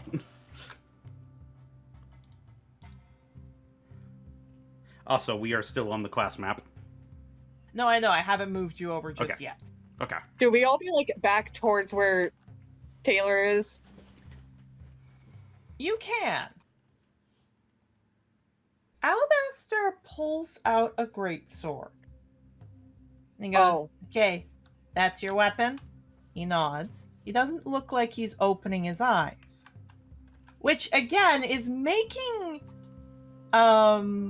It is making Seagrass confused.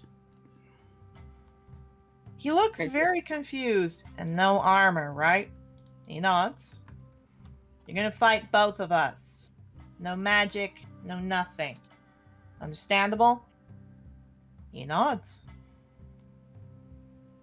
Oh, he's a fighter of some sort, a fighting class. He's something. I'm gonna get my charisma roll prepared. But here's the thing. Here's the funny thing about this.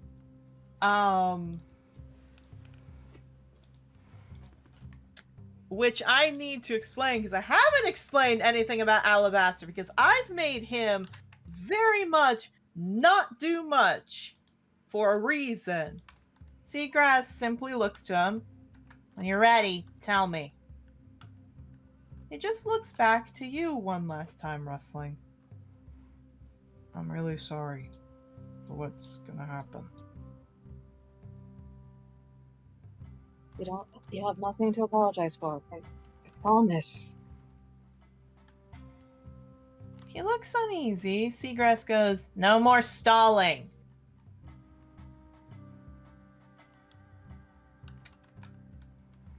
And here's the funny thing.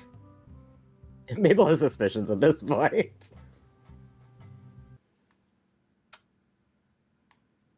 So,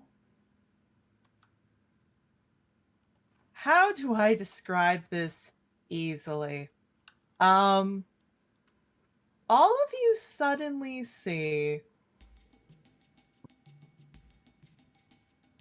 coming from Alabaster are 3 colors. Red, blue, and purple. His fur starts to get really, really bristly. He looks like he's changing to a really rage-filled lichen, and roughly about twice his size as Seagrass is looking up. And on his head is a 9-pointed star that shines bright with 3 different colors. Oh, Ah, All of you can roll, except Mabel, you would be the only one who would get advantage on this roll. Oh, lovely. Because it's What are we trying to rolling? figure out specifically which god this is. Religion, I'd Oh, this is a assume. religion. Yeah, it's religion. I really need to give people proficiency in that. Anyway, 14. This is well, actually for him.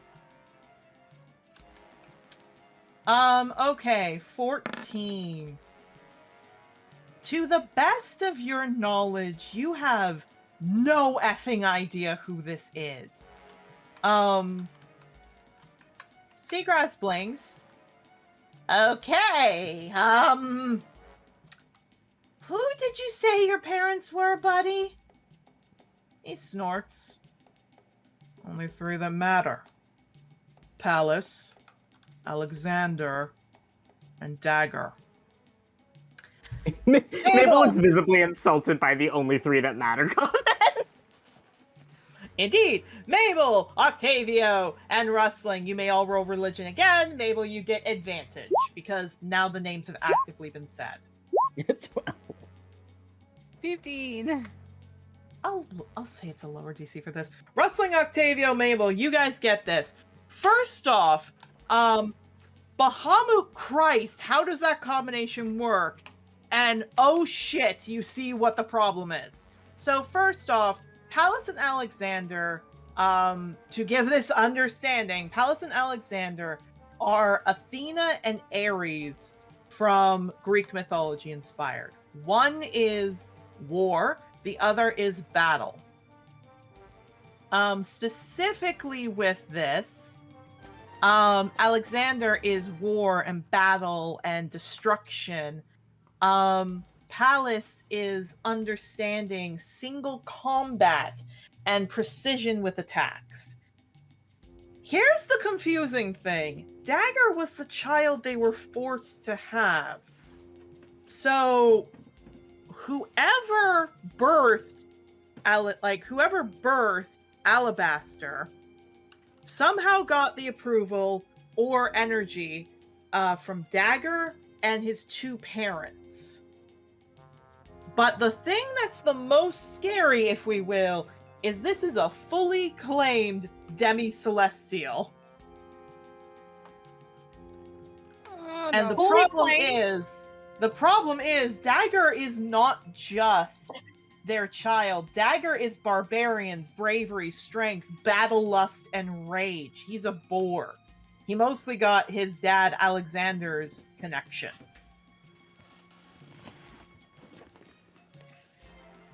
So, if a being with these 3 are together, Mabel, you can see why he's telling you to keep rustling back.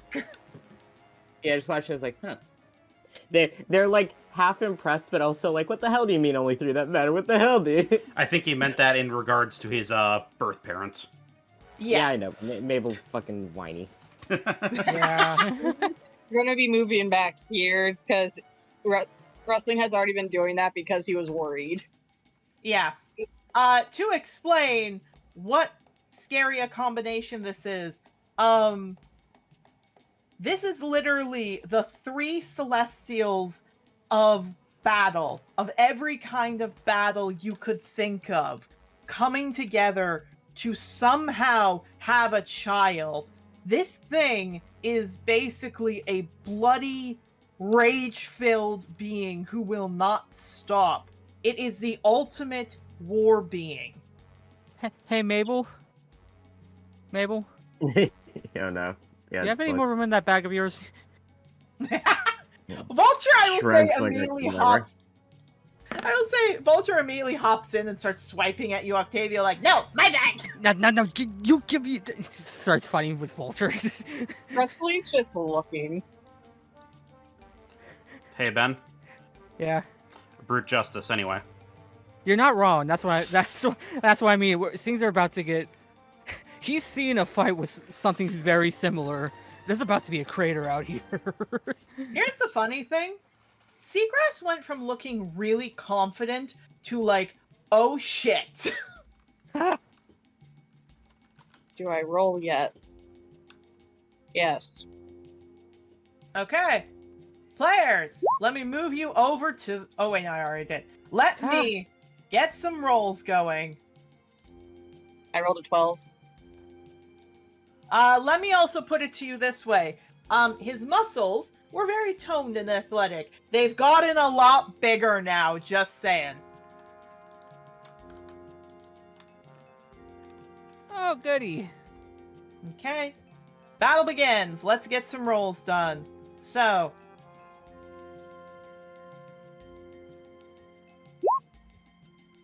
I just realized we were fucking reversed Percebeth. Oh yeah, that makes sense, Alabaster! So he We got were that really- 20. Oh Where god. where's Ursula? Oh, Nelly.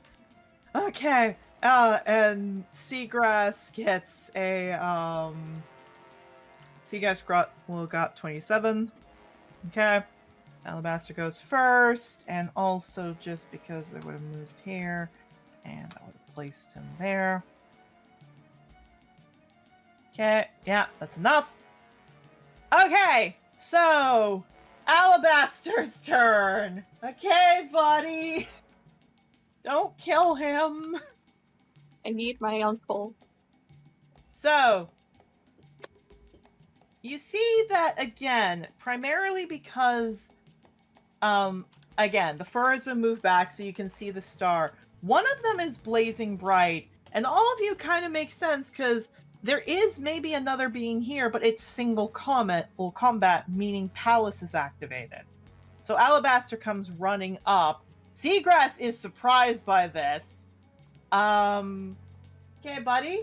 Let's get your longsword out. Oh god, I forgot that's your modifier. Jeez. Are you sure I can't convince you to go get pearls? Yeah, basically. Single combat, he gets advantage. That's a 22. He gets another attack. That's a 24. Seagrass. Yep, his armor is... That makes it through. So basically what happens is we get 2 attacks. So none of them are critted. So I will say, because 2 attacks land, you see again another star activate, the other part of the star activate, which you see is him bringing down his weapon, and because he's using 2 hands to hold the weapon,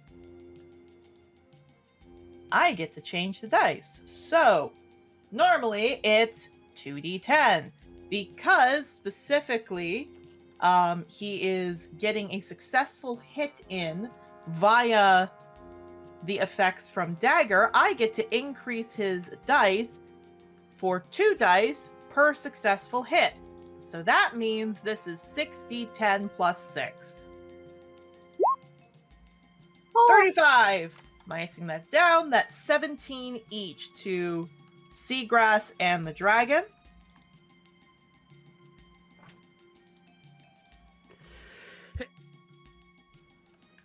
And one last thing, just to double check with him.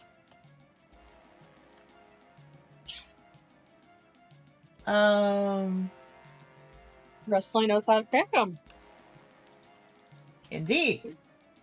Okay, Seagrass's turn. I will say this, Seagrass does get, like, hit twice. He looks very confused, he blinks. Okay, yep, I see why you are your dad's kid. Which that makes him get really angry, and he roars more. Okay, not your dad's kid. Got it.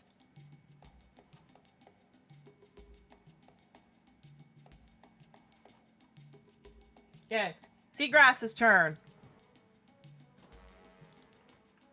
So, he gets 1 stabby, and then his dragon gets a tacky.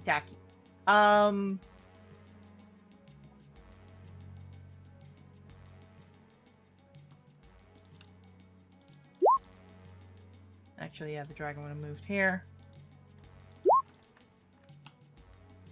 Yeah, so he goes to stab Alabaster. That's a miss.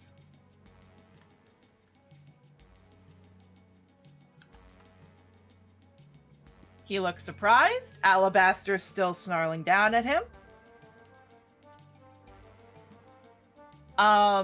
Turtle now gets a chance.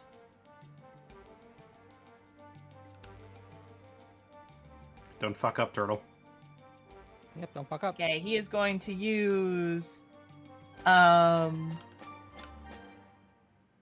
not going to use a Frightful Presence because he's smart enough to do that. Like, he's smart enough to recognize something. So he's going to use 1 bite, 2 claws. So, 1 bite.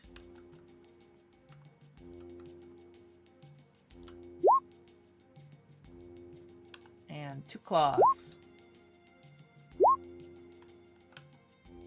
All of those hit.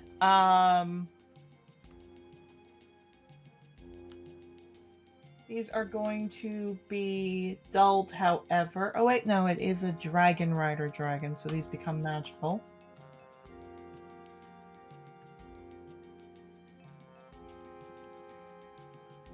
Okay, so this is 2d10.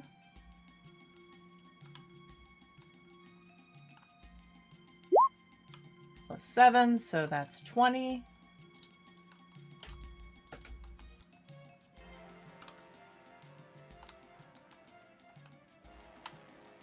And then the 2 claws that successfully hit, that's 4d6 plus 14. Okay. I will say, Seagrass is genuinely surprised his attack didn't go through. He is happy his dragon seldom down, however. Now it's Alabaster's turn! Oh no, buddy. Oh no. Oh boy. Okay. So, he is going to roar. He is going to turn over to Seagrass again.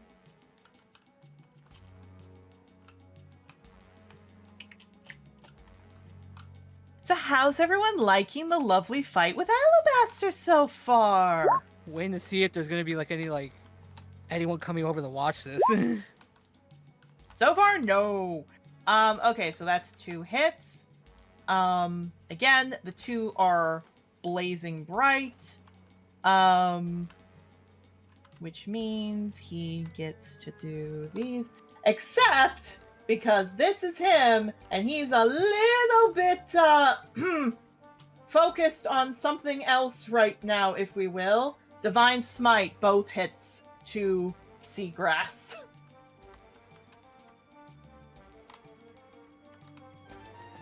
Yeah, this is a Paladin Barbarian, everybody. Hold, give me a second. Hang on.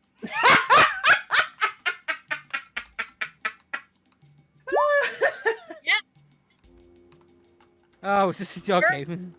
For fluffed. Oh, wrestling. You just turn into a furball. Okay. Honestly, Mabel's just impressed. Yeah. Mabel's like, good for you, damn. Octavio's still fighting with vultures. So that's 60-10. Because again, 2 successful hits. And that's plus 12. So that's 52. And then 2 third level smites. That's 4d8. So 8d8. Dear God. Wrestling spray right now. Oh, he could really keep my kid safe. He could. So that's 41 minus 41 He could also keep Mabel safe. minus Jokingly in 41. Mabel's head, this man could fucking kill me. That's funny. So here's the funny thing. Seagrass is actually looking at this a little concerned. And he calls over, Starkeeper? You got a sleep spell ready? I can subdue him. Good. Okay, Seagrass's turn.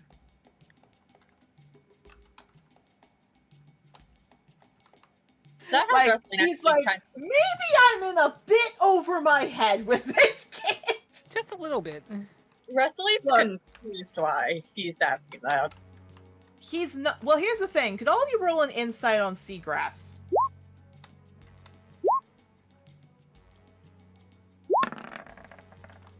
Insight, that's one of my Can. best ones.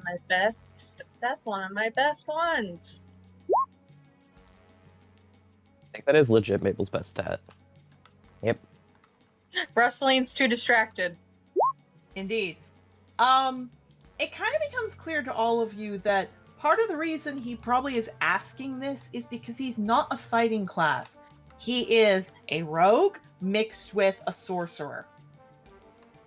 Oh. So he's kind of understanding, oh, this guy could actively kill me. We have a problem. Yeah, Mabel's like I'm gonna go let Alabaster go one more time, and then I'm stopping this. Because the thing is, Seagrass has a lot of health, but the funny thing is the dragon doesn't. And it seems like Alabaster's picking that up. So, sneak attack coming in. He can only do one attack, so this is...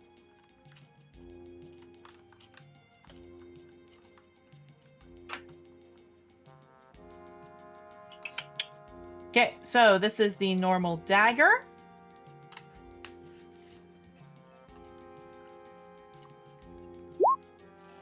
That's 10. However, this is not a magical item, so it's only 5. This is sneak attack.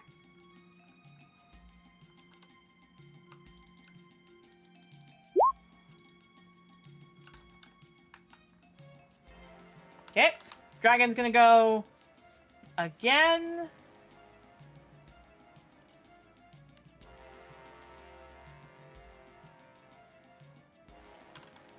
Same as the first.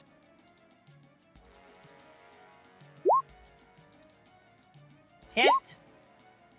No hit. Hit. So that's 1 claw, 2, like 1 bite, 1 claw, so that is...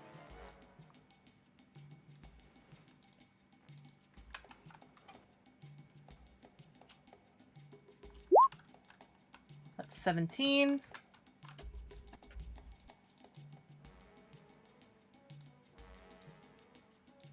And that's 2d6 plus 7. That's 18. Alabaster is definitely looking very tired, very winded, very not good. And Seagrass goes, okay, dude, we're fine. Okay, you've proven you're fine. Just calm down. I'm okay letting you pass. But something looks weird in his eye as he just roars at Seagrass and aims right for Turtle. Okay, I got it. Alabaster!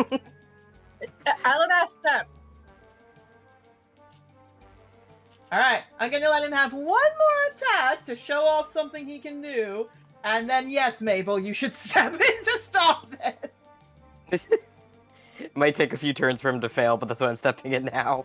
Oh boy. Celine is very confused what's going on with him.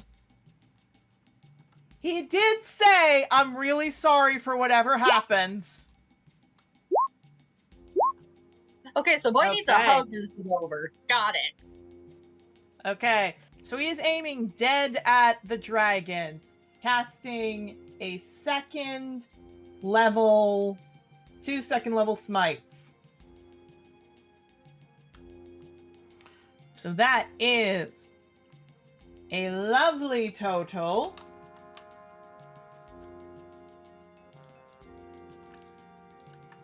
$2d10 plus 12 becomes 6d10 plus 12. That's 35. Or no, that's 17. Which given to Seagrass.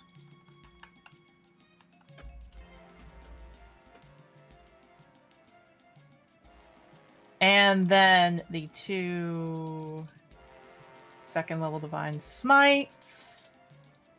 The funny thing is that the thing that I'm making would probably be perfect for the situation. Oh god.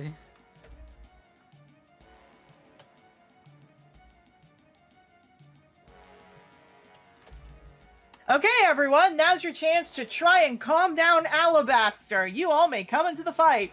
Oh, boy. Let me put you all in. You're going to get a surprise round because Alabaster's not expecting this. Please roll your initiative. Mabel, I will say no matter what, you are going to get your turn probably first because Seagrass specifically called you to come first.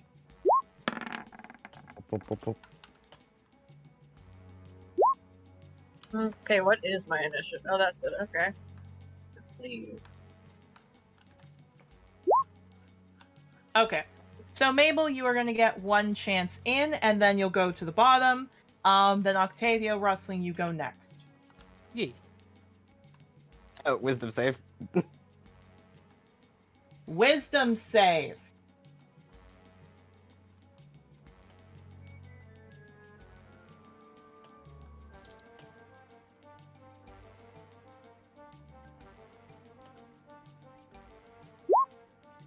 That one. That's God. the only way he would have failed, by the way. Ooh. Yeah, Mabel looks at that, just fucking not amused at all. Just looks at that and just goes, okay, sleep, command. Fair enough. So we can end the fight now then.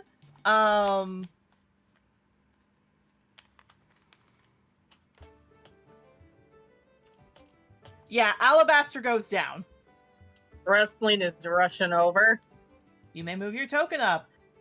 Here's the funny thing. The thing that's actually making Seagrass impressed, but also terrified, you all see that Turtle actually looks half health.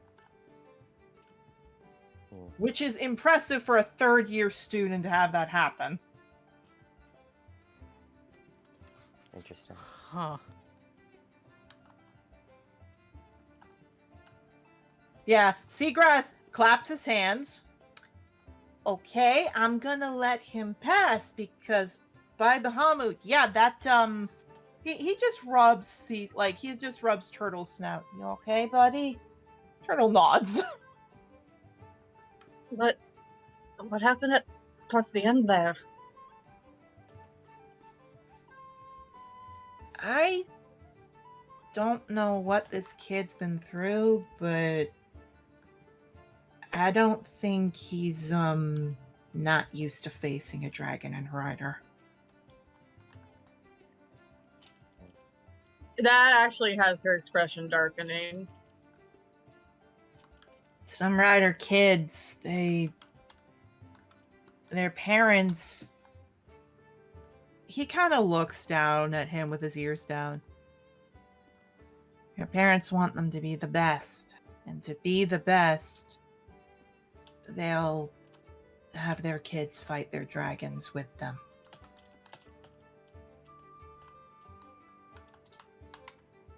Huh. I was What? shocked he thought that was a good idea, and now, knowing his father, I'm not surprised. The more I learn about that man, the more I despise him. I thought he was a serious person. I didn't realize he was a bad dad.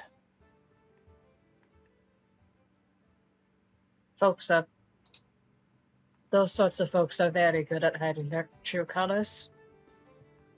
He Mabel's nods. just gonna start healing Alabaster. I will say this: Seagrass swigs a pretty bad potion. Taylor actually looks over. You guys want some food for him or some extra healing stuff? I've got the Please? healing. Some food might be good, though. Yeah, he nods. He goes running in. Seagrass and Turtle go back up to full. They're both okay. Turtle looks over. His father's the Raging Storm Dragon Rider. I had no idea this is how he treated his own kin. Octavio and Mabel, both of you roll history on the Raging Storm Dragon Rider. I was about to say that. I fear that I've encountered this man before. That sounds vaguely familiar from many sessions, but it's been so long. It Wrestling, should be familiar to you, Octavio. wrestling doesn't need to roll. I've learned about this fucker. You said advantage or? Oh, Yeah, with you specifically. oh God. You know what? At Fuck it. 17. I'm gonna put a bardic on the 17. 10. Okay. 14. Use your bardic? 14. Okay. Mabel, you know the Raging Storm Dragon Rider, primarily because though you have never met him personally, you know specifically that Alabaster's father, if it is the Raging Storm, 1, looks a lot like him, and 2, He is battle scarred, oftentimes doesn't talk with people. He goes the bare minimum to parades. He keeps quiet about everything. He doesn't do anything, but you've heard tales that he can fight gods and win. So he's in depth. Octavio, you know that name for one important reason. The Raging Storm Dragon Rider was on the list of one of the people that raided your home. Oh! Yeah! Oh, that's fun. That's very Yes, fun. Seagrass looks anxious. Poor kid. Rustling's just kind of brushing her fingers through his fur, like towards the top of his head. Yeah, turns to you. Yeah, I give him approval. He's good. I'm fine. I'm gonna go give I'm gonna go give Turtle a fish. Like, he actually looks a little shaken as he's like leading Turtle away. Are you actually okay? He stops and looks to you. Kiddo, I have fought many people before. I have fought a lot, and though I am a young dragon rider compared to everyone else, I have never fought somebody who came that close and looked that much ready to kill Turtle.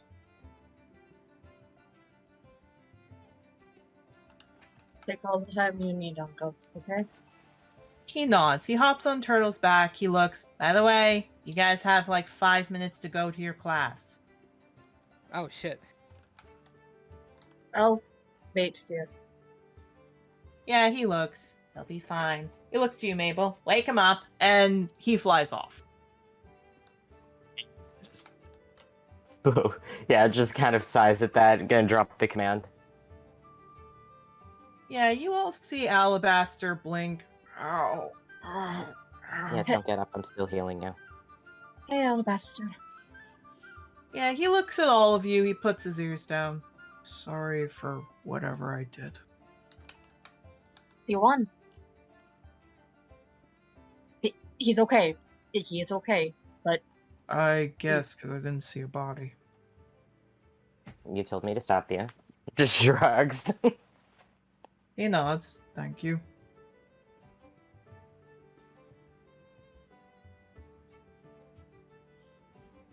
If I ever meet your dad, I'm gonna neuter him. He puts his ears flatter against his head. As you're healing him, he sits up a bit. It's what children of riders do. It's not right. Slate glare at him like I told you to stay down. He looks to you. I'm sitting up because it's what I'm used to, Starkeeper. Yeah, and I'm healing you. Yeah, Taylor comes out, brings food to him. He looks to all of you. Besides, he tries to stand up and he flinches. You guys have class soon. I don't mind running late. I do. I don't want Joshua getting mad at you. He's always mad at us. Yeah, I really don't give a shit. I said that I'd keep you safe, and I'm doing that. So, just shrugs. Don't want you to think... Second. 1 second. No, he's just... And Rusling's just ears go down, and I'm not scared of you, so I'm not gonna make you think I ran away. Why did you two do the 2 things I have to roll for? 1 second. Mabel, Alabaster, Rustling, following you. Anyway. Do you two want to have a threesome?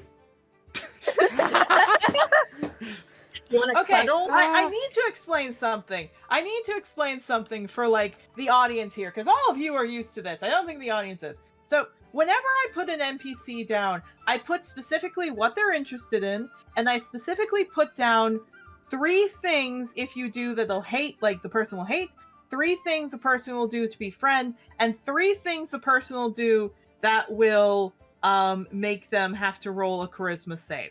So the thing that I put down for Alabaster is he's bisexual, He likes men, he likes women, he doesn't care. He is polyamorous because he's a knoll or a lichen in this case, and he specifically needs to have multiple partners because that's what'll help him. But the two big ones at the top of the list was somebody who hates his dad and somebody who cares for him because he's not used to that. So one buddy. second. We're gonna roll this for rustling. Yeah, that makes sense. Mabel, that makes sense. So there is at least a camaraderie understanding with that.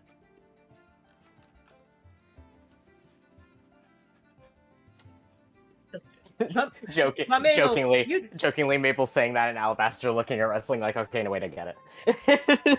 Yeah, kind of in a way. Mabel, you telling him to sit down, he actually looks to you and he sits. Oh, Maple stops glaring as hard. And besides, if Joshua gets frustrated, we're literally practicing a cultural tradition. He nods. And he looks to you.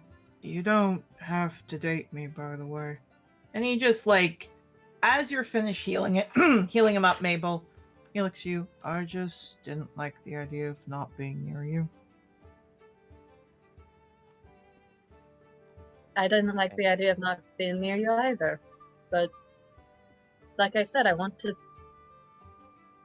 She just looks between Maple and him. Mabel, are you okay with touch right now?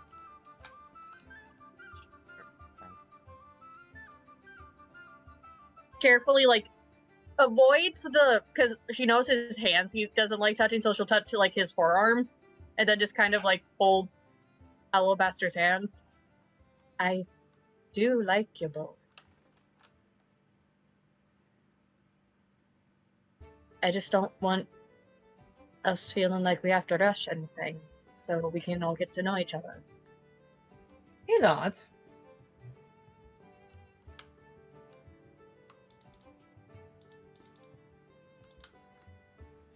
So, here's the funny thing. He nods. He's like, yep, that makes sense.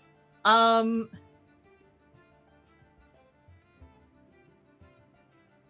the funny thing is that you guys get to spend a little bit of time just helping him out, calming him down. Yara, we're gonna jump to you for a second. Excellent. Your token will not be here because we're just gonna jump to the school map. As you're heading off to geography, what did you want to do in the time? I wanted to take the flower that I got from Carmilla and see if I can make something with it. All right, roll me a medicine. Is this with the bonus from the other thing that I get? Specifically, you have to figure out thinking about what can I do. It's less the crafting, more trying to study it, which I would say no.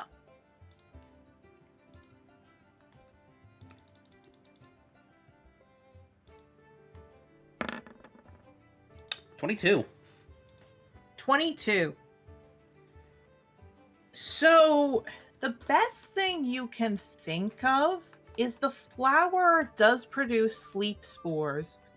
But the best thing you can think of is that the spores are only active if the flower is attached to the plant. It's not really anymore.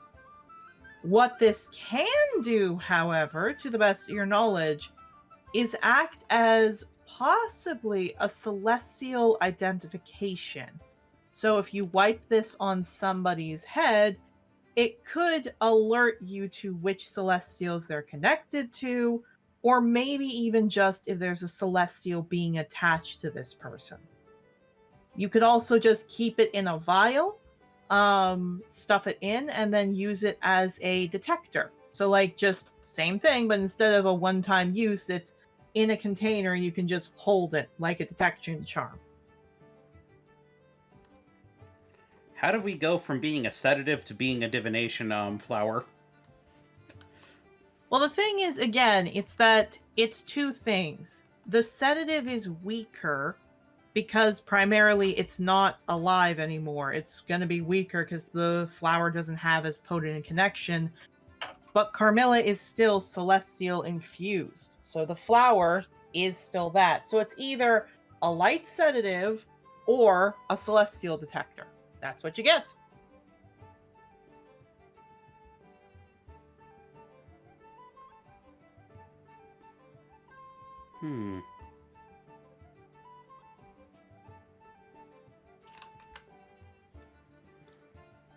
Let me look over something I have.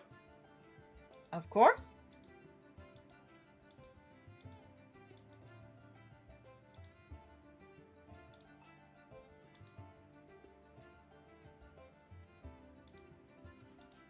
See, my immediate thought was trying to turn it into like a calm emotions incense. Well, that it can do. It can do that. Again, probably calm emotions is what would happen.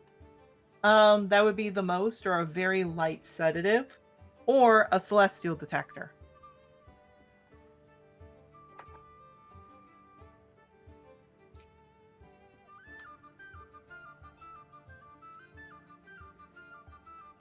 All right, let's put the herbalism to use. Let's find a way to draw out the divination properties then.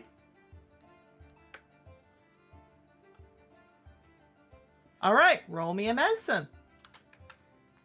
And this I get to apply to? Yes. All right.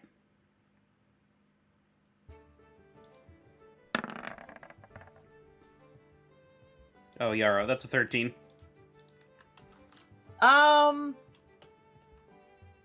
No, it doesn't work. The flower can be used one more time. You can try one last time to do it. But then I'd say,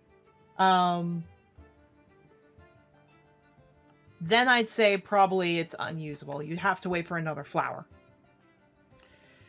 Well, if I get one more attempt, I'll do one more attempt. Go ahead. 21. That's a lot better. There you go.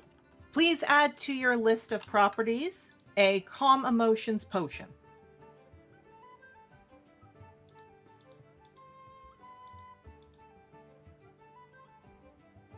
Oh, no, he was going to try to make it the detector.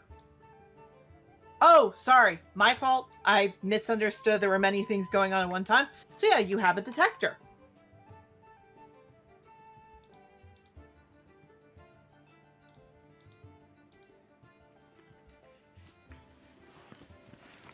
Perfect. I will add that to my tools.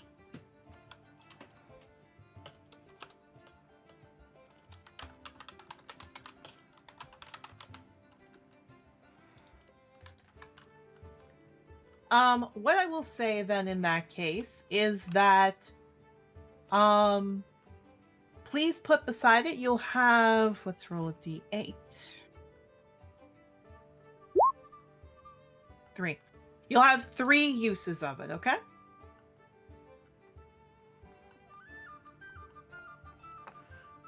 So does it is it like, it gives me like a pulse, like a divine sense, like a paladin, or?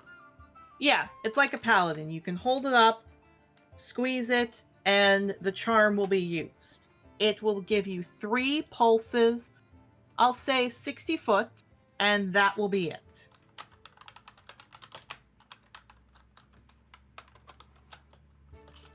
All right, added.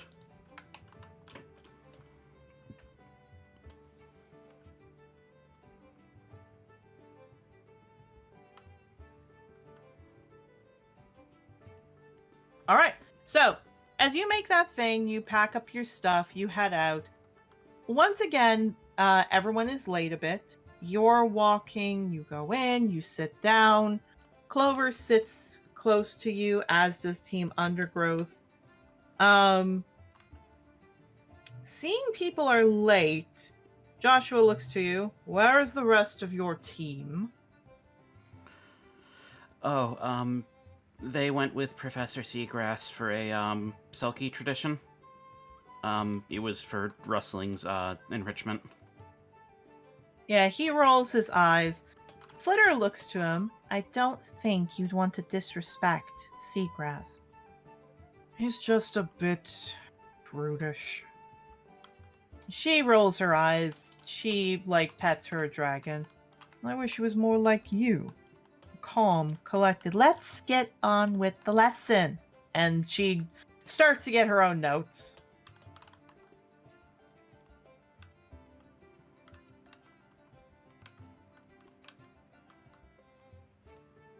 What I will say is funny, however, and what you do see is that Cedar actually nudges you a bit. Mm-hmm. Speaking of traditions, he kisses your head. We probably got another fighting coming up in the afternoon. You okay to join us? Yeah, I should be able to. He smiles and nuzzles you. So, you want to be a fighter or you want to be a flower?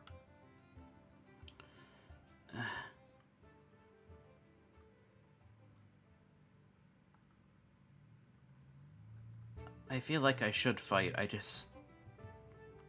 You don't have to.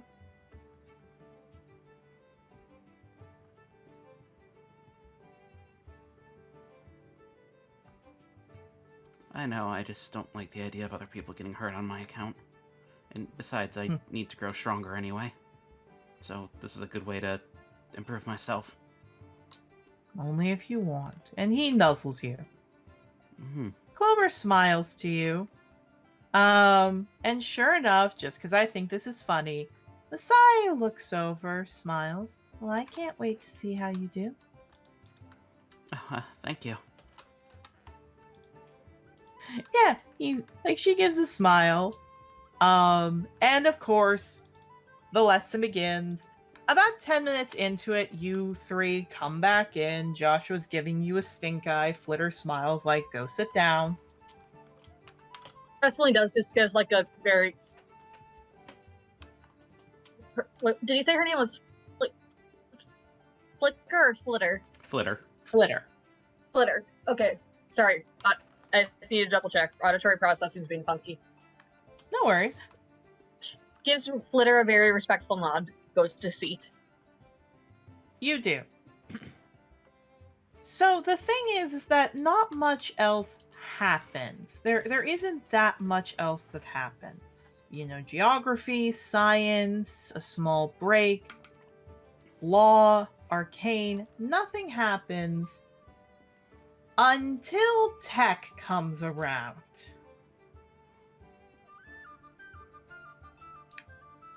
And that's where we're going to be cutting for break, because Mabel, as soon as you enter in, you actually see Victor nudge you, wave up to be come up here. Yeah, going. Oh, it's not even lunch yet. Oh no. Where's my It's not child? lunch, because again, the lessons are cut into half an hour. So by the time all of the lessons are done, that's when you'll come up. And Victor looks to you. I want you to come help me out today. Okay. Good. He gives you a big, huge sheet of stone, and he puts it's like 2 pieces of stone with some leather tied to it, and he puts it over you. Put that on. All right. It is heavy. People are confused. Victor looks. I am very pleased to see you all working on your assignments. Some of you are a bit more brutish than I expect, but you all are doing very well. Today, as a small break, as I don't want anyone specifically to feel like they need to push themselves, I am teaching you all something about improvement of oneself via technology, as it is a great help. Just as the thing I've invented. And to everyone else, because none of you have seen this, he pulls out what looks like a metal stick. Oh no! A metal stick with an L almost, and a tiny little trigger. A gun! Mabel's like, yeah, okay, sure, whatever, might as well. It is a gun. Oh, I wonder what he's going to be demonstrating on. Looks down, sees a target on his on the slab. Oh, god damn it. I feel like it's more proof of how much Mabel trusts him that Mabel didn't ask what's going on. Like, Wrestling's not gonna say anything because she wants this guy to feel accepted. Well, the thing is, you don't know what this is. None of you have seen anything about what this is. We've never seen gun. Yeah, none of you have ever seen a gun, so it just looks like he's pointing a stick at Mabel. Mabel knows what this is. They're like, oh god, okay. Yes, you, however, did see it blow up in his face the last time, so you're not really sure what this thing does. As he goes, for example, many of you, like myself, have difficulty when it comes to attack up close. But what if there was a chance you didn't have to attack up close? And people look confused. And then he points the stick up and fires. Now, unfortunately, I don't have these set up with it, but because it is his weapon, and because it is his creation, we're gonna change a few bits of the stats. So it's that plus intelligence. I would die for this man. He is too... cuteness aggression. Mabel, does a 34 hit you? Oh god. I didn't even hear that. Does a 34 hit you? I said yeah. Yes, okay. So, let it be known. He loads it up, he points, and he fires. And all of you see Mabel having this giant slab of stone get shot back 20 feet. And that's where we stop for break. Jesus Christ. I'm imagining every animal species in the room just like immediately like jumps when that goes off. Oh yeah, because it's a giant loud bang. Even the non-animal species, but the animal species or monster race species like cover their ears and scream a bit. Wrestling just covers ears. No scrunch. Indeed. So I will see you all back here at 5:45. Woo! We just need a little time to get all the Pakora together because now they're now we got a little bit of a stampede going. Jesus Yeah, Christ. that's ironically that is a little bit what's happening as everyone's freaking out a bit. Yeah, say the thing, hon, and we'll go on break. Yeah, so we while we corral all of them, it's time for the ads. Woo!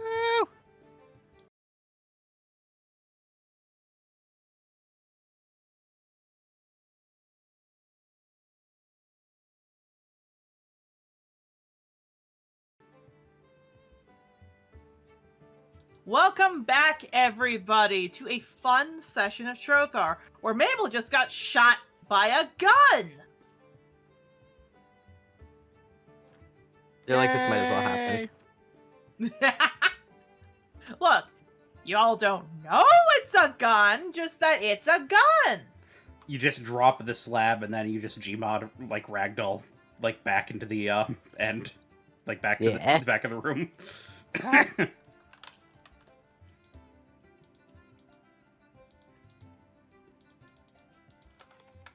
We also learned of some fun times, if we will, with people, bonding. We'll put it that way. People bonding.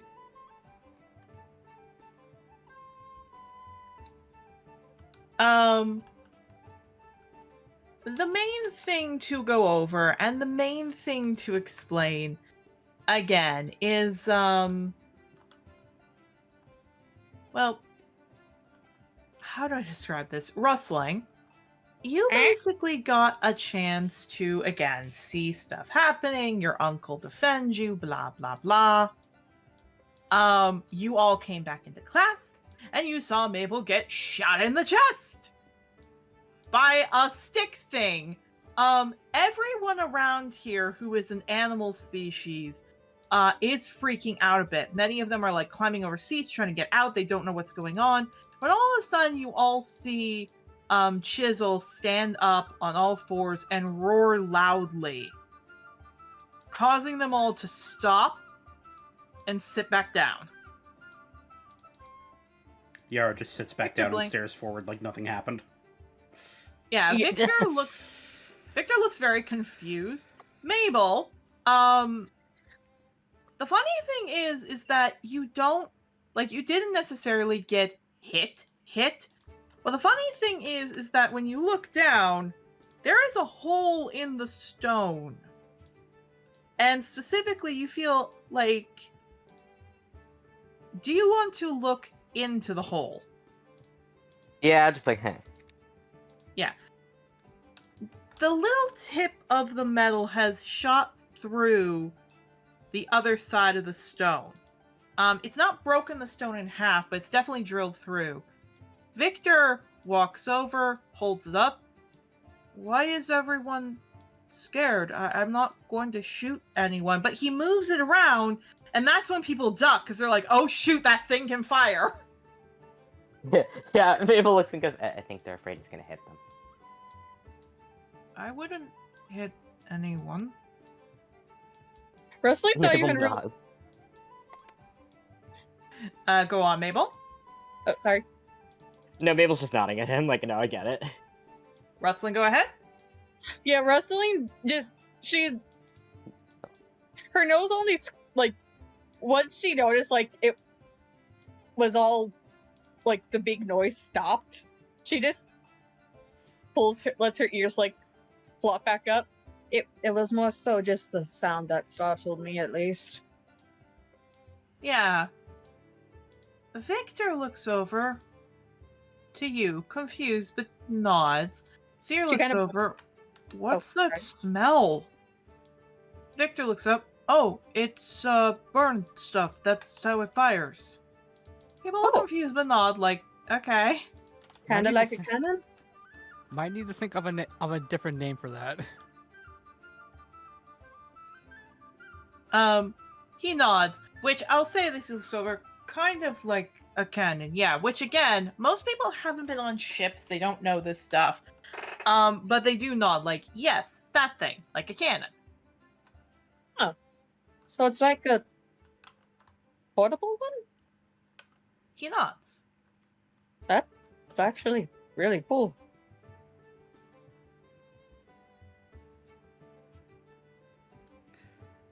Like, really cool.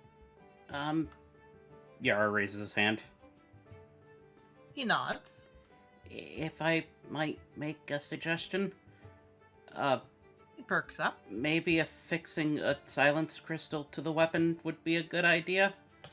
That way it, one, doesn't scare the user their allies, or two, so it doesn't make them a target for other enemies on the battlefield. Maybe. I'll consider that. And he looks over. Mabel, you will be okay to test that again? Sure. We will test it another day. You get an A in the class. Go sit down. Mabel's like, sure. Like, cool. Good job. all I needed to do was pass was get shot. Literally, Yep. I will say wrestling Like is in this genuinely- class, as in this class, not the entire course. Oh, no, I know, obviously. Wrestling's just genuinely intrigued. It's like, how did you get inspiration for that? It's actually more practical. It's nods. My creature is mad at me. It's just your creature is always mad at you. I had to give her flea treatment this morning and she fucking hates it. Oh, actually, hon, we have to give the girls flea treatment Oh, too. yeah, right. Yeah.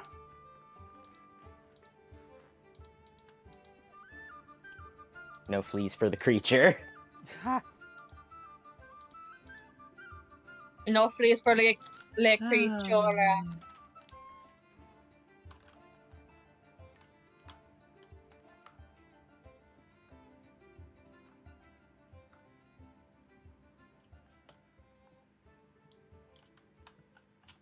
So, what I was going to say as a funsy is you sit down, he starts to go, each one of you have done really good in your studies, as I said. We will now learn how to make a tiny tripwire, and then you will get back to your projects. At which point, Ray raises up her hand. Aren't we not supposed to do our work? Who said that? The school? We're not going to get graded? I choose to ignore that. You guys should still do your work. And he goes to get the stuff to practice a tripwire. Oh.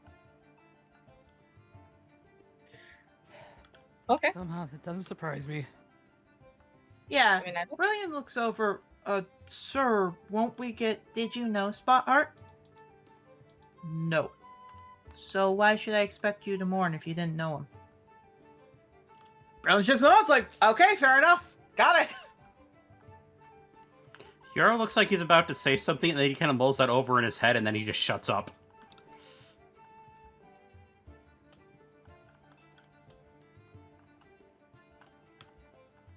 Again, like in Victor's mind, he's like, maybe if you knew Spot Heart, that would make sense, but you don't know Spot Heart, and it's just a dead body, so why are you doing this?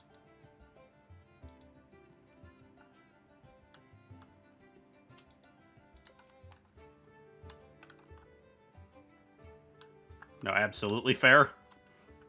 Aye. So, you guys have the lesson. When it's done, Victor looks down to you, Mabel, as you're leaving. You are a good assistant. Yeah, Mabel wags tail like, oh boy. I will practice shooting at you more. And he just walks off. Then that's fine. I feel like normally that would be a threat. Normally it would. Oh. From him, he's like, my assistant did good getting shot at. I'll do that again. Like, that's Now, his ma- way of saying, I want you to keep being my assistant. No, Mabel looks at Octavia and goes, I mean, yeah, from other people, but I don't think he has a single harmful bone in his body. No, that's what I mean. It's like normal people that'd be threatening. It's not from him. Nas.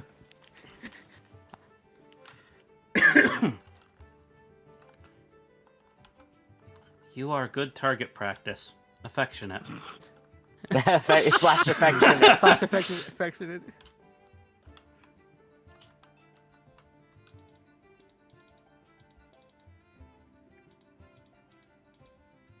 Ah, Nelly.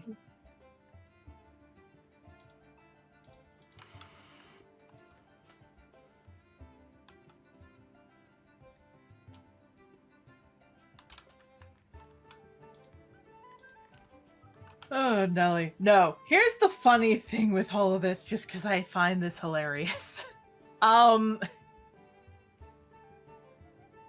He also looks... By the way, I heard that my dad might not be coming here for 6 months. Yeah. What did he do that made you angry? Long situation. We had an argument. He hurt me. That's it. He blinks. And again, because this is him trying to get used to it, did you say something that upset him? Yeah. So, I mean, I could have been smarter in that conversation. You are very smart. Maybe he didn't have breakfast. Sometimes he gets angrier without food. Maybe. He tends to jump to specific things with me. He gets mad at me very easily. That's it. Octavia was just staring at Mabel from across the Wrestling- fucking room. Wrestling's just blinking and looking at Mabel. Okay, Victor. Are we all there? You are all there, because if Mabel stopped, it depends on... You guys would be there if when Mabel stopped, you all would stop too. Yeah, wrestling. Wait, is this okay? Genuine question: is this one out of character? He killed 3 of us. Yeah, Mabel's underplaying it. Yes. Yeah, Very much Mabel's so. lying right. Mabel's lying right now. Blink. He killed 3 of us. Okay, Mabel we're looks gonna anxious roll. at that. Yeah, I will say this. He rolled at that. Okay, so he seemed fine when he heard that. When he hears misinformation, like that roll, I will say, because I forgot to get the page. That roll would have probably been like when you told him that, you were killed and probably trying to figure it out. That makes sense. When he hears the information is different, he looks to you very panicked. Why would you change? Why would you keep that? Mabel pins their ears back a little bit and just goes, Yeah, Chisel immediately hops up on stage. Like, he looks anxious. Chisel puts a wing around, looks to you, Mabel. Why don't you go with your friends to your next lesson? Why don't you meet him at lunchtime? That sound fair? just nods. Nods. Victor does seem a little panicked, and you see that Chisel is curled around him. You may all interact. Yeah, as they're walking away and they get out of... Oh no, go ahead. As they, get out of earshot and everything, Yarrow's just gonna lean down to Rustling. I think Mabel was downplaying it because Victor seems very, indoctrinated, and it can be very shocking to say things about that, like that.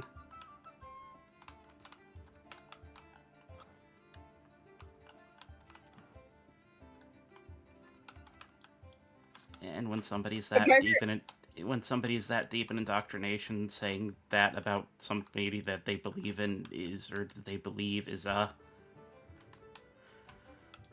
it can be very distressing.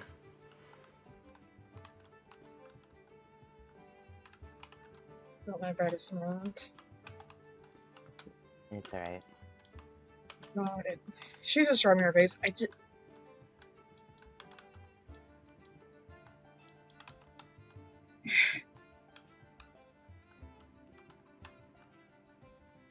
Okay, that's right. I need to think things a little more. Fuck. It's okay. He'll calm down properly. I can talk to him about it. Yeah. I mean, it's partially that. Are you gonna need help explaining all that information? I don't think other people being there is going to be a good idea.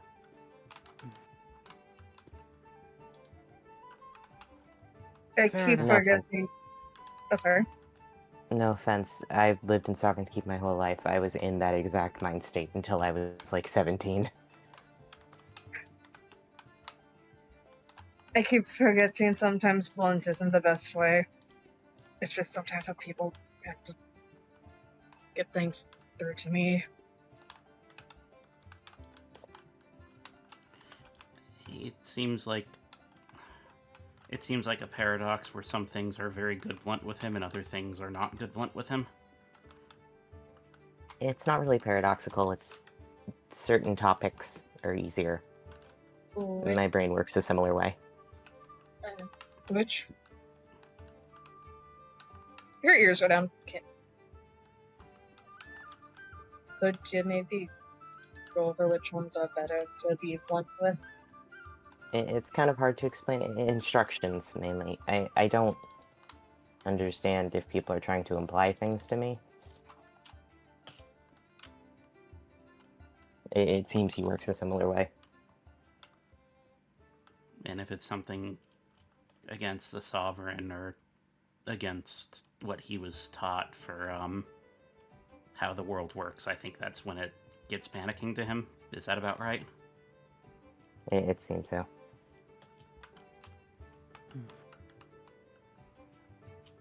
Well, after meeting with the Sovereign, I'm not surprised.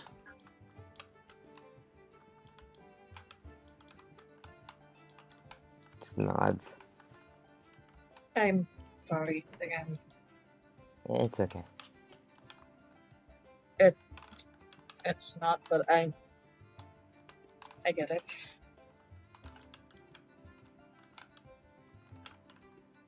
Looks over at Yarrow. If it ever looks like I'm about to open my mouth at a bad time, just literally hold my mouth closed, please. Will do. Thank you.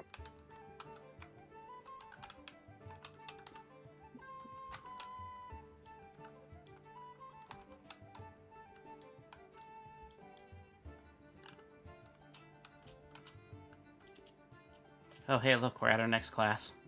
Yay. Indeed. Yay. Here's the thing. With all that said, you guys go to your next class and things wrap up. Again, you do your Angry Door studies with Banyu, you do your dungeon practice with Kultara, and then it's lunchtime. Oh, Now, okay. for everybody here, things happened, if we will. Interactions happen and such. So, for everybody here, we're going to roll a d4 in the order that you guys go in when, again, down at the bottom of the little guide we have. So, 4, that's rustling. I just remembered where I have to go back to. I have to go back to Victor's class for my daughter. Technically, so, Cordelia has already been put in with the other dragons. He and Mabel helped put on her proper parts. However, you would have to talk with her again if you wanted them improved. So, rustling, what you do see, however, is Seagrass and Turtle are having lunch. You do see he looks unhappy if you go near Mabel, but he is fine if you go near Alabaster. Alabaster is sitting away from the charioteers and is kind of pushing his food around.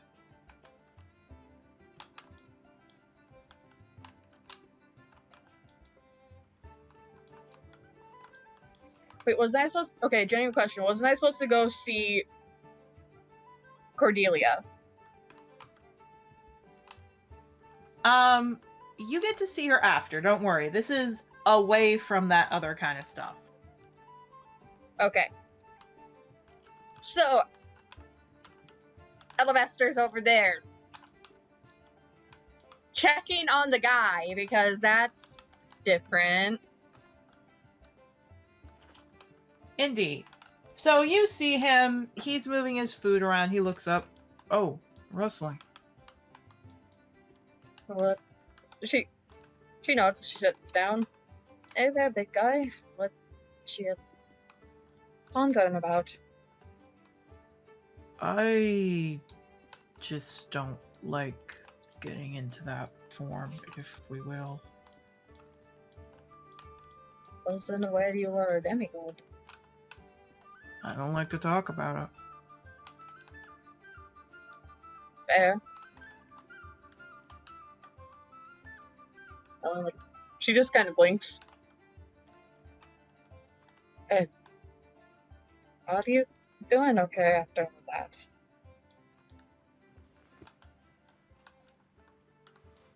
Well, I still feel like a bit of a meathead, if we will, doing all that.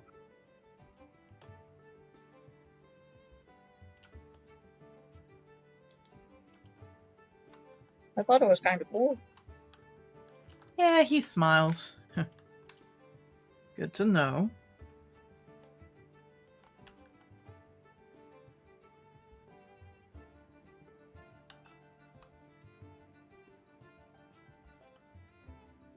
But So, I still feel bad, you know? I don't say I do know, but I might not know the reasons why you're feeling bad. Look, I don't like people hearing that the son of the Raging Storm Dragon Rider is a bloodthirsty lunatic. She's gonna flick his nose. Yeah, he wiggles it a bit. No.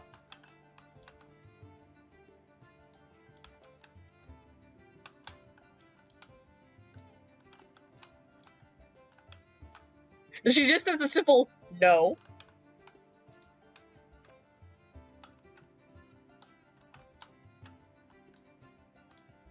I gonna keep calling? Yeah. Sorry, you go. No, he just looks. I guess it's okay then. You know you're not that, right? Sure, I do. Okay, I've been around Maple long enough to know when someone is pulling bullshit. She blinks. Wait, that was probably a bit harsh.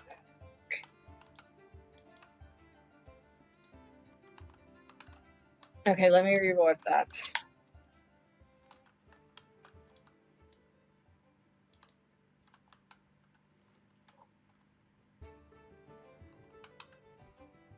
Even if you don't believe it yourself, I can say from where I'm standing, you're not.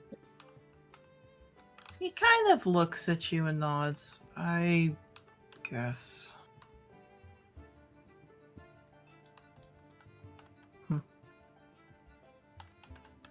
You know, I was worried about you finding out about this. As he kind of fluffs his fur up so you see it, the star. Because of what my dad always told me. The more I learn about this man, again, the more the urge to neuter him is rising. Well, you're not gonna like this part then.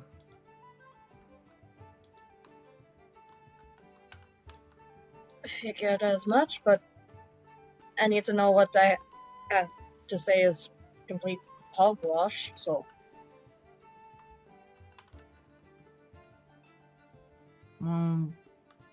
Okay. He looks.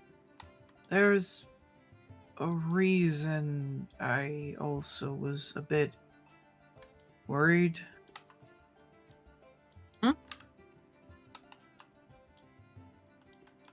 Kind of looks to you.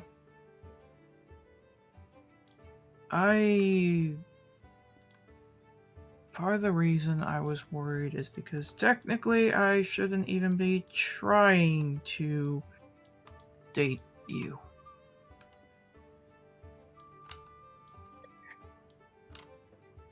Huh. She takes a bite of, I imagine she has an apple. She takes a bite of. And why is that? He looks to you. You really want to know? I wouldn't be asking if I didn't. Takes a sigh. Dad's already lined me up to date someone. And marry her. And have many babies. But do you wanna? Not with her. Okay. Why would I be upset about that? Because of the age that she is. And he takes a bite of food. How much older? I'm 20 years older than her. And he takes a bite. Well, the fact that you don't want to be doing it speaks a lot more about your character than his. He puts his ears down. He's trying to find the best fighter. Wants me to continue on with a greater purpose to find lineage. He just lowers his head. Apparently, she's a Dolian and dagger inspired, will infuse her, I don't know what. Demicelestial. And he wants me to spend time with her. Do you know her name? Yeah, she's a real nice... He kind of rubs his face. He looks sick as he says this. She's a really nice 1-year-old kid named Sophia.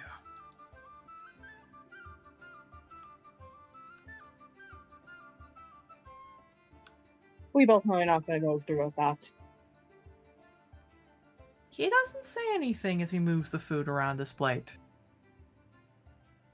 You're worried he's going to force you. Do I have a choice with my dad? Yes. Nope. She kind of just taps his demigod star. Like you said, there's only 3 that matter. Yeah, except the agreement he made. And looks to you. The agreement he made with them,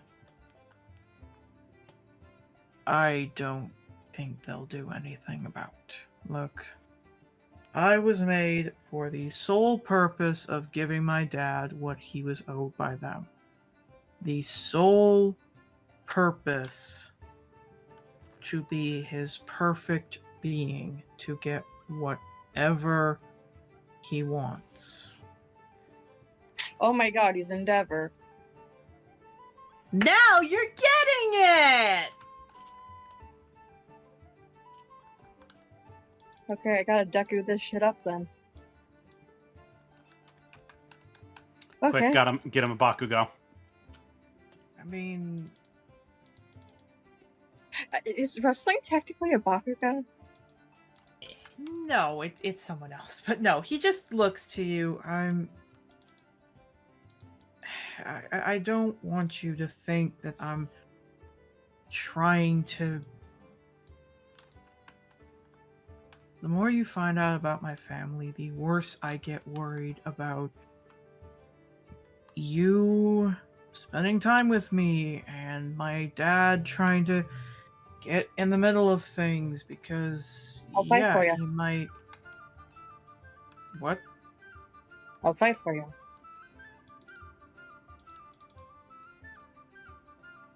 You don't need to do that. I'm the one that should be defending you. No, none of this traditional bullshit. You fought for me when you didn't have to. I'm sure it's all gonna be returning the favor. Well, not favor. That's a figure of speech. What's a better way of putting it? Chariot partners don't leave each other. Okay. I need to preface this that he is not he's not like trying to grab you inappropriately or anything else. You are just very tiny compared to big guy here. I also need to open up this character sheet, but DMV is being stupid. Okay, there we go. DMV just literally fucking closed the tab on me. What the fuck? Oh yeah, that would do it. That would do it. That's a nat 1. Okay. Rustling, you can tell me how you feel about this. He got a nat 1, so he just moves a paw over and kisses you.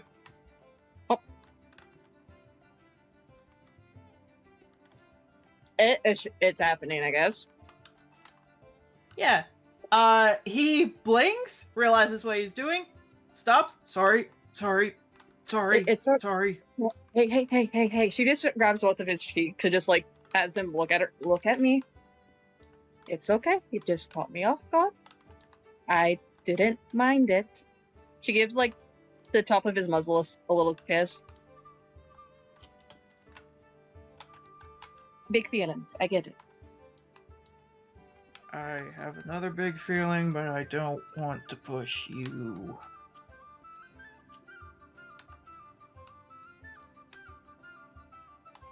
I'm not a mind reader, you big dork.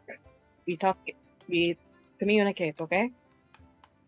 My PP hard. Here's the thing. Here's the thing.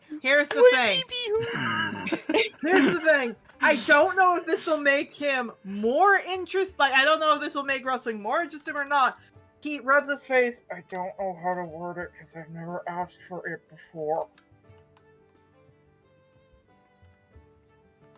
Okay. Would yes or no help?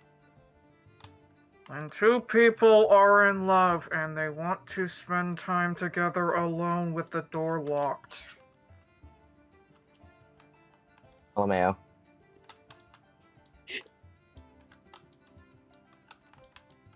Yeah, wrestling's like sitting there, like having to actually think for a moment. Look, this man is a virgin. He doesn't know how to say, "Can we have sex?" What is sex? My PP hard. Yeah, wrestling's story about. Wait, have you never? He gives you a look. Wrestling. Remember Oh, how I right. mentioned my dad Yeah, does not want me going after other people except a 1-year-old? The thought no. of that does not help, and considering what season it is this week and next, it's not been fun in my head. Wait, what season? This is a look of a man who has a 1,000-yard stare on his face. This is a man with a 1,000-yard stare. No, she's having to blink, furrows her brows. Wait, is it like the Dragonborn thing? Yep. Oh. Yeah, it was like she's actually thinking about something. Do you even feel ready for that sort of thing? I Or is mean, it- this is the first time I've thought about it besides having sex with a 1-year-old because of what my dad says. Okay. She blinks, and it's stressing you out right now. It's stressing me out because I don't want to be what every guy says behind your back.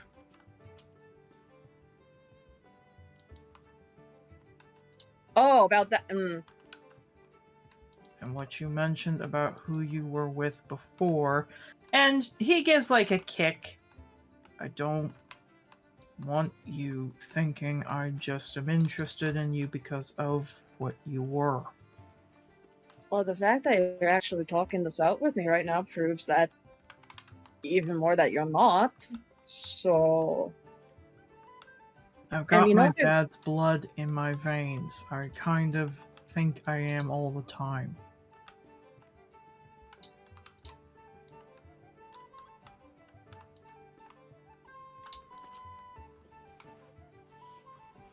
how do you feel about dark humor? Yeah, blinks. I guess it would be good to turn on a light. Lamau. Okay, that was she snickers. Damn, you beat me to the punchline. Yeah, blinks. I don't get it. What punchline? She's realizing, oh fuck, he's autistic too. Okay. Do Less not- that more this this is a man who has been kept 9 times out of 10 with his father. He's Todoroki, I get it. Yeah. You do not stumble upon that good of an anti-joke. You really don't. Wrestling just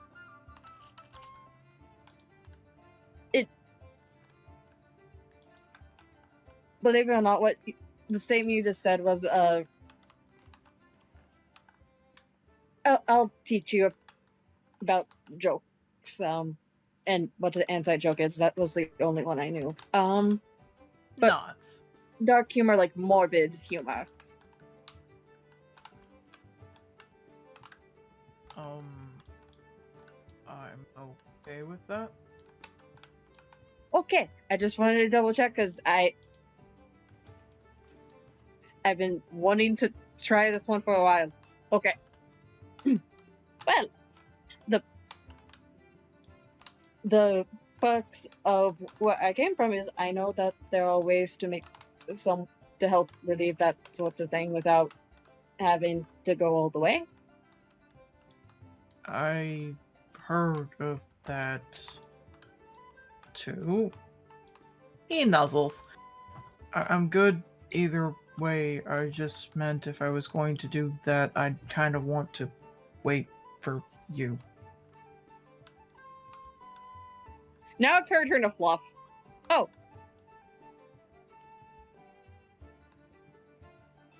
nuzzles. Then we can wait if you want. Admittedly, I probably should wait, but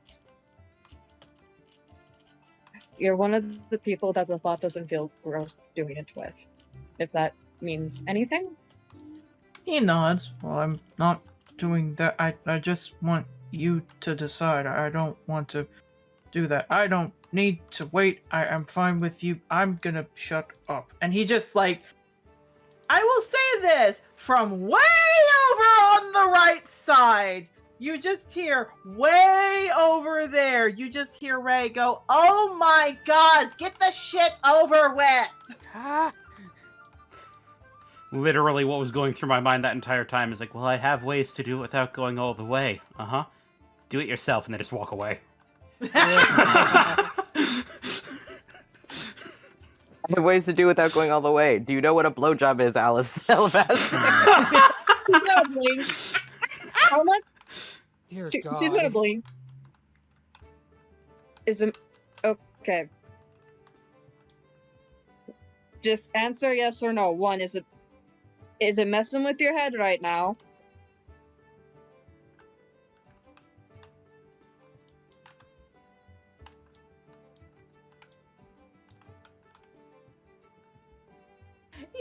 He shakes his head like, no.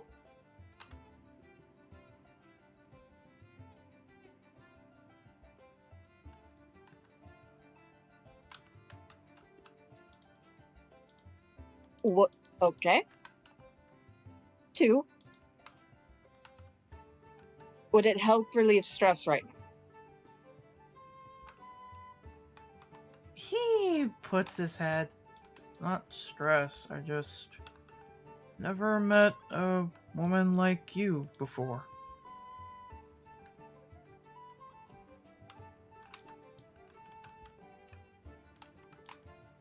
Erica? Yes?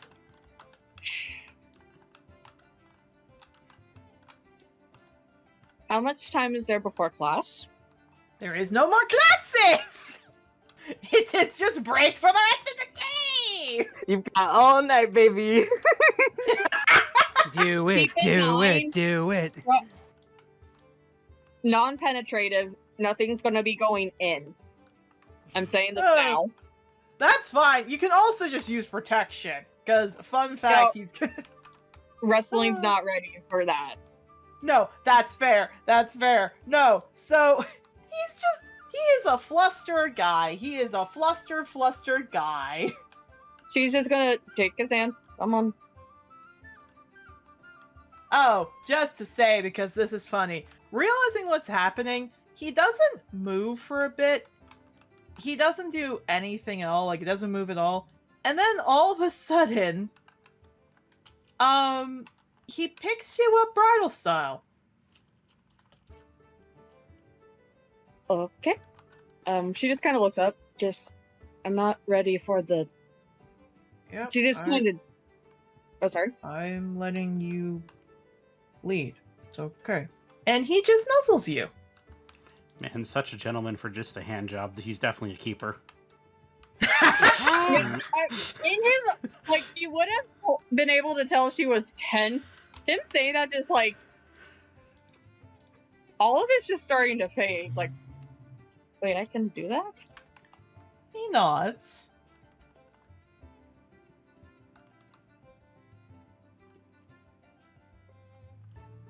All right. I guess I can do that. Indeed! You go! I do not need to describe this! But all I will say is you see, because Mabel, I'll say you're close to the half-dragon group.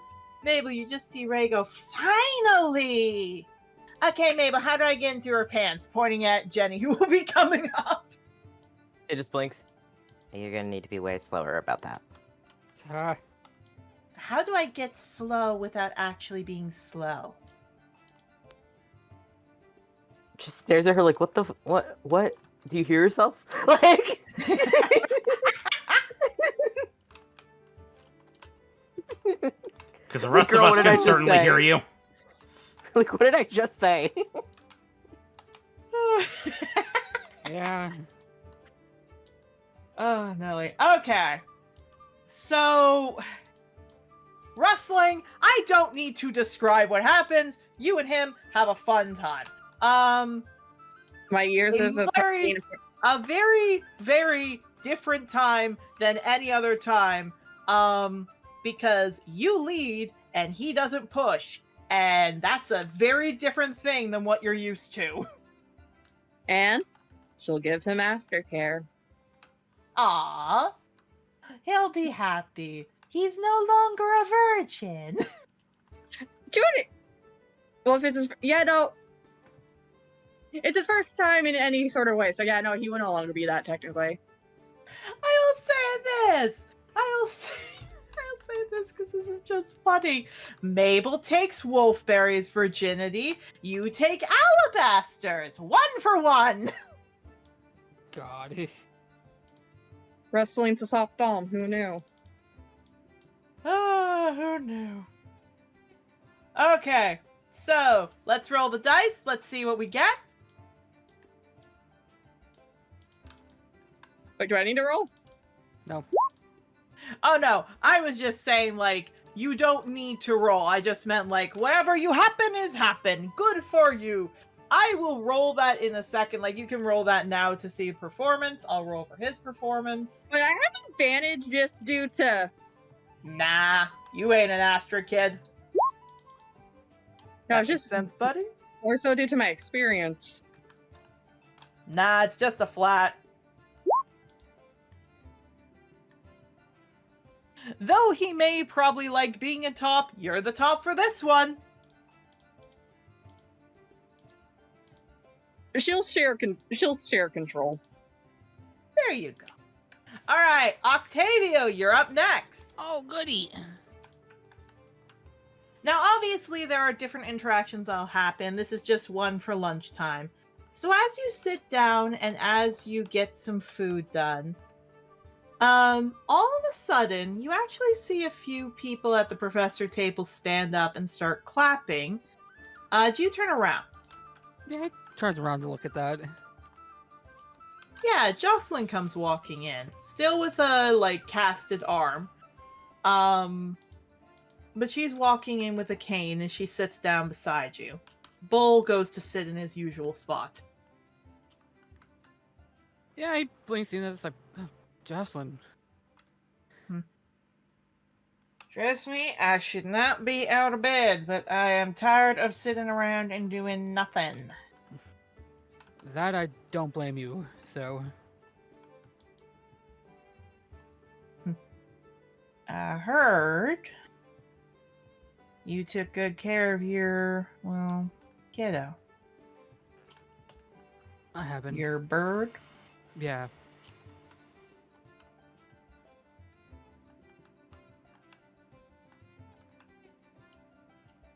Yeah, just smiles. I think you're gonna be a pretty good writer in the future. You really think so?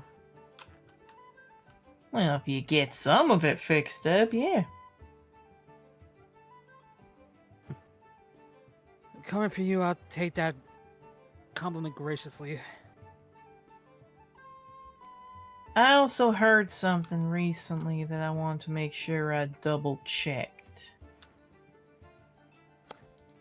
Okay, that sounds a little less great, but sure.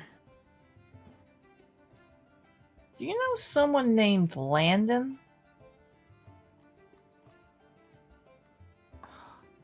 Me as a player, that sounds vaguely familiar. Roll a history? History. 8. 8. Yeah, you don't. You have no idea who she's talking about. Name doesn't really ring a bell, no.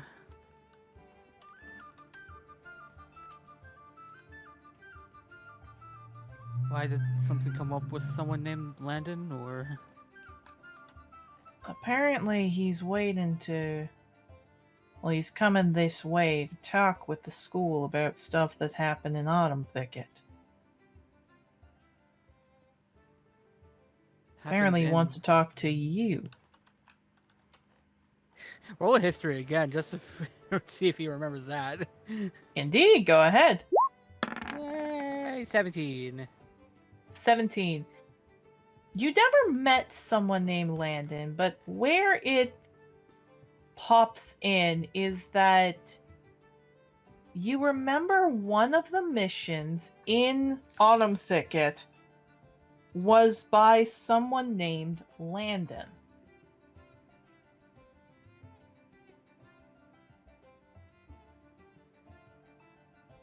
Yeah, he blinks. Wait a minute. One of the missions. That's. I vaguely remember the name, but it came off the mission board when we were in Autumn Thicket. Yeah, it gives a nod. Fair. I don't know what happened. I don't remember anything bad happening with him, which is why I wanted to let you know what was going on. I mean, I don't remember anything turning out bad for any of the missions, really. As far as I can remember, Me- it's been so long since Autumn Thicket, honestly. Me either. I don't remember anything bad happening.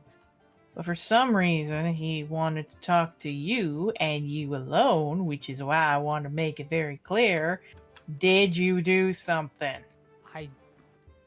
I honestly do not remember anything from Autumn Thicket after all the stuff in Ocean's Point. Alright.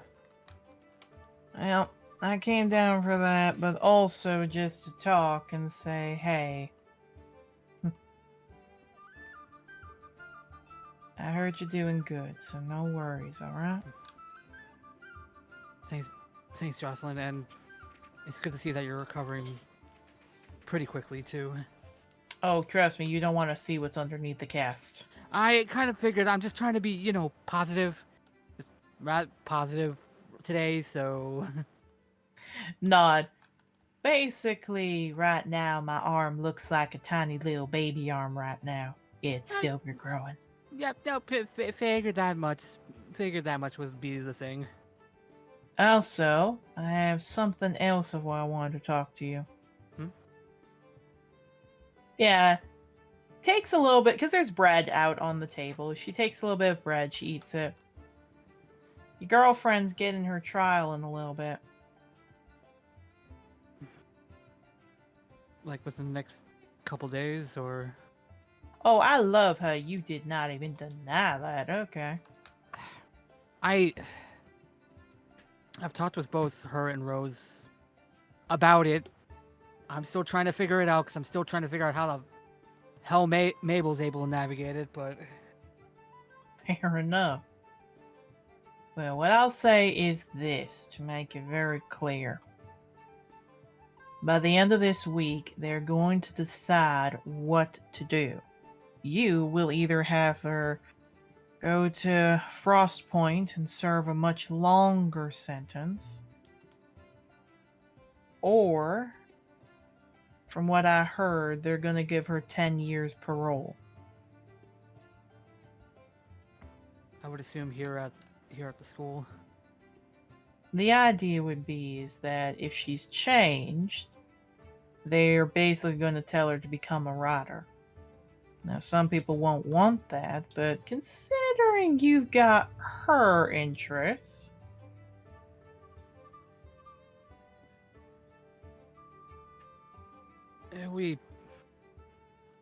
She helped me out a lot back at the circus. I figure. Anywho, and, like... she stretches a bit. I just wanted to let you know. You should not, absolutely not, be there when the trial happens, okay? Would it just complicate things for her? They would. I want you to just be here and remember that it's gonna be okay. Alright? Alright, I trust you on that, Jocelyn, so... If it was any other teacher telling me that, I would probably not be... I'd probably just run over there right now just to talk to her about this entire thing, but Look, whether it is that she goes for a longer sentence or she stays here on parole for a while, the point is she's at least getting her trial. You can talk with her today. Just know that when the trial happens at the end of the week, you can't be here. Okay? that's fair. Trust me, the club that I'm in is keeping me very occupied with that. I heard. Juliet's not happy with you, is she? I don't think she's ever going to be happy with me. Look, you had a from what I've heard of your story, very lucky time being a bard. They don't. I guess it's just when it comes to like group stuff, I guess I'm just not used to that. All my stuff has been either with myself or with what I now learned is cowpits, so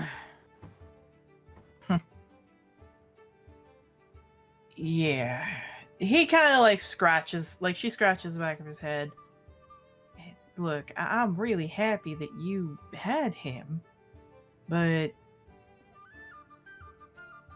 well, kind of taps her fingers, like taps her finger against the table. Most bards do not get that lucky at all. well, hopefully I can help spread a little bit of luck to them. That's my hope, at least. And I'm sure will. Now, all I'm gonna say, and she smiles, all I'm gonna say is this. Give Juliet time. I've spent time with her. She's good. She just needs to prove herself. That's all. Yeah, because apparently that's what a lot of other people have been saying about her. Mainly from other clubs. Well, yeah. Kind of just smiles. There are many bards in the world. You have to stand out somehow.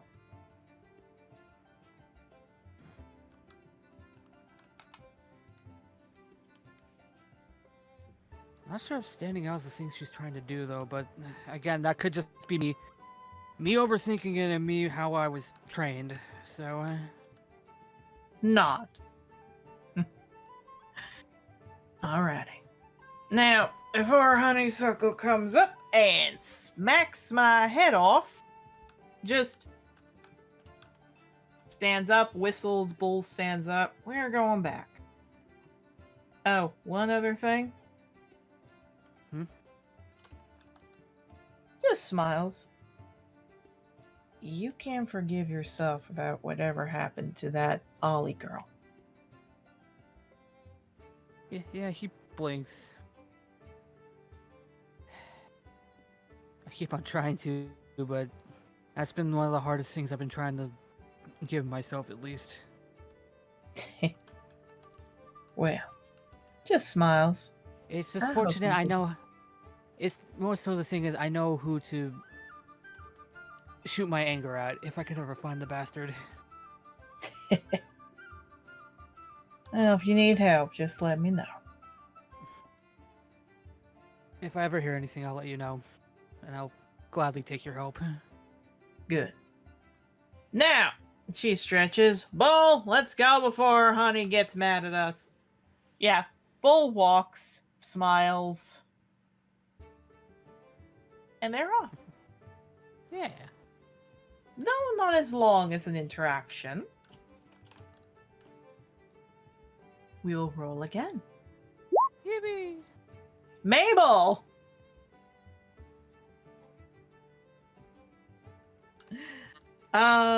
You get a fun time because Jenny comes in.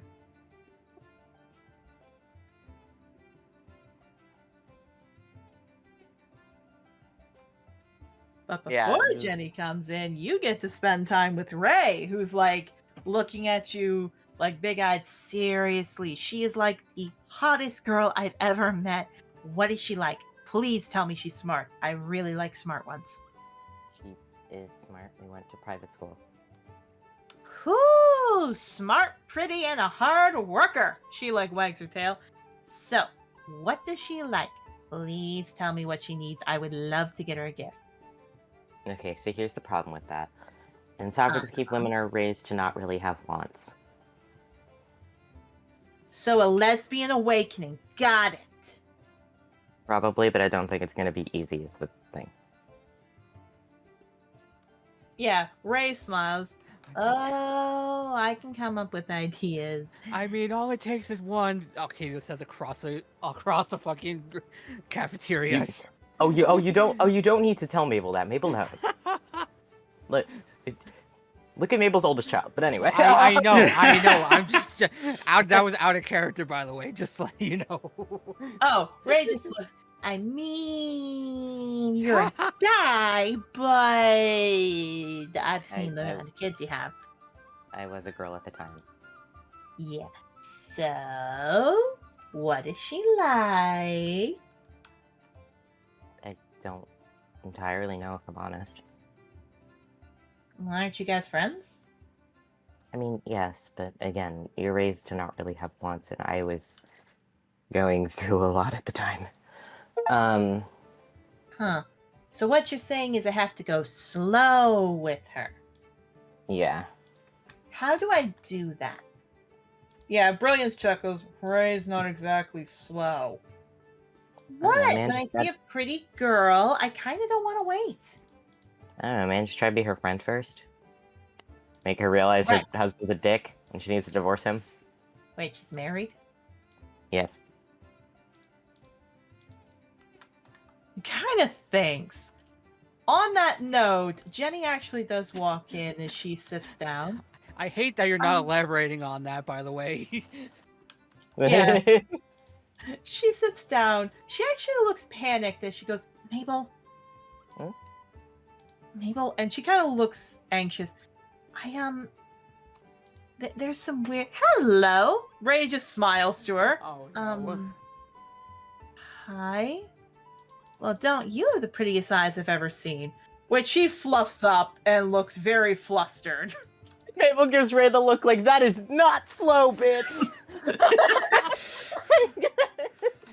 Like, what did we just discuss? Bitch has never read a very slow burn fan fiction off of AO3 before. No, she has not. Her name's Ray. She don't go slow. Me just sitting here. Mabel, you should have just gone like. So what you do is see how how I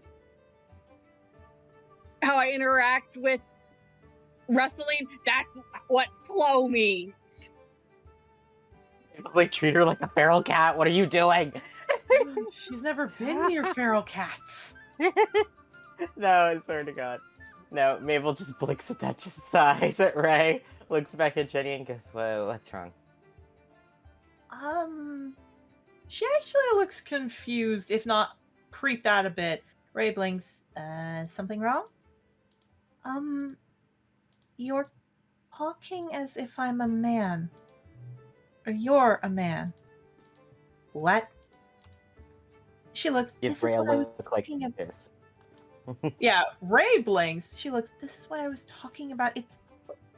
There was two girls that kissing each other. Ray, Yeah, I will say this, has the look of like she's looking at you like, oh, please tell me I don't have to go slow with this one. Like, Mabel's please like, tell me. Please tell me I get to overcome her homophobia by sleeping with her. Yeah, Mabel looks at Ray like, God damn it, and then looks back at Jenny and just goes, yeah, again, it's not like Sovereign's Keep. And then has, like, such a moment where Mabel just looks at the ground a little bit and suddenly realizes with the way Jenny's talking to them. Did Jenny ever knew that they and Amelia were a couple, or did Jenny just think they were buddies? What Roll a history. did she? Dear God. She remembers that Mabel hung around Amelia, but it's like, did you know? Did you know?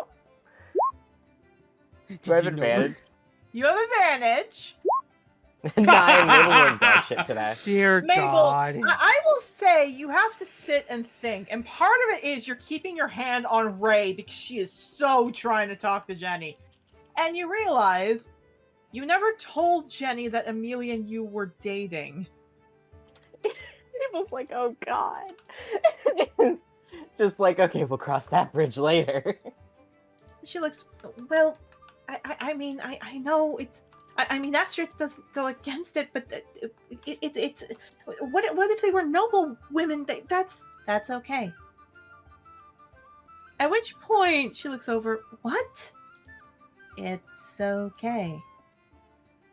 No, what about, oh yeah, look. Yeah, it just looks, here it's not a big deal. But that's, look, what's your name? Jenny? Jenny. Well. And she just smiles at her. Where I'm from, I'm gonna be the future queen of Chroma. And she blinks. Oh, I shouldn't. She tries to get, no, it's okay. Tell you what, if you want any lessons about what the outside world is like, why don't you meet up in my room? Mabel's staring at her like, god damn it. And here's the thing, because of how innocent Jenny is, like a study session? Yeah, like a study session. Mabel next to Jenny just goes, yeah, it better be. I mean, this is how Well. Yarrow had his gay awakening. Again, just looks at you. Of course it's a study session. I do very hands-on teaching. Gives her such a look. Mabel's like, I support your guys' relationship, but if you do something that upsets her, I genuinely will kill you. Yeah, at which point Ray looks, but I'm also okay if you just want to talk. You want some time alone with Mabel? Yes. No worries, pretty eyes. And walks off. Just sighs. Sorry, Ray's a lot. I admit I've never seen a princess like that before. Nods. She's nice. She's just a lot. What king and queen would tell their daughter she didn't have to go with a man? Again, outside of Sovereign's Keep, it's not as big a deal. But then how do families keep their lines going? There's other ways. What are you talking about? There are. I mean, like adoption, surrogacy, but like there's other ways to get around it. Mabel, I am so sorry, but this is her, and again, you do not know how bad it is, and you're gonna learn it. As she just looks to you, oh no, my parents said that's sinful to do. Okay, no, it's fine. You know, I somewhat wish you and I were swapped a bit. You seem like you know the world a lot more than I do. It took a while. Also was not that pleasant. But it just shrugs. To date the sovereign? Yeah, he's not extremely nice. Mabel, you feel a wing go around your back. Just sighs. I'm fine. You're doing that lie again.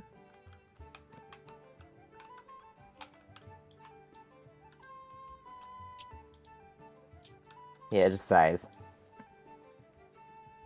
It's something I'm used to and can't get away from, so.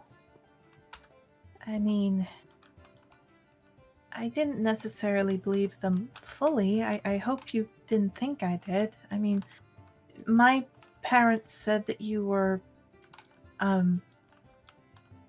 not good because you were originally a girl, Oh, well, and now yeah. you're not.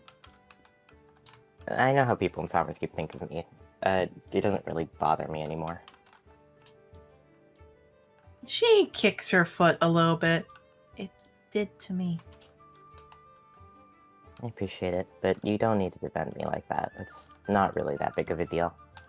You're my friend. Why wouldn't I? Just nods. I appreciate it. She looks. So, I assume your intended is okay? Oh, The the sovereign. sovereign? Yeah, he's fine. Yeah, he's not allowed to be here right now, so that means I get a little bit of a break, so it's cool. Yeah, looks, I admittedly am not used to, my intended was not the one I was hoping for. Yeah, that's fair. He's kind of an But ass. he's just angry. I shouldn't have pushed for this. And she just moves the food around. Again, he's an ass. He shouldn't have cared. I think he's just mad because where I was supposed to stay is no longer an operational. Hmm? Oh, he was gonna put me in some hospital in Oceans Point. Okay, yeah, good. He didn't. Well, it's just a hospital. And she, No, takes a bite of food. No, it's bad.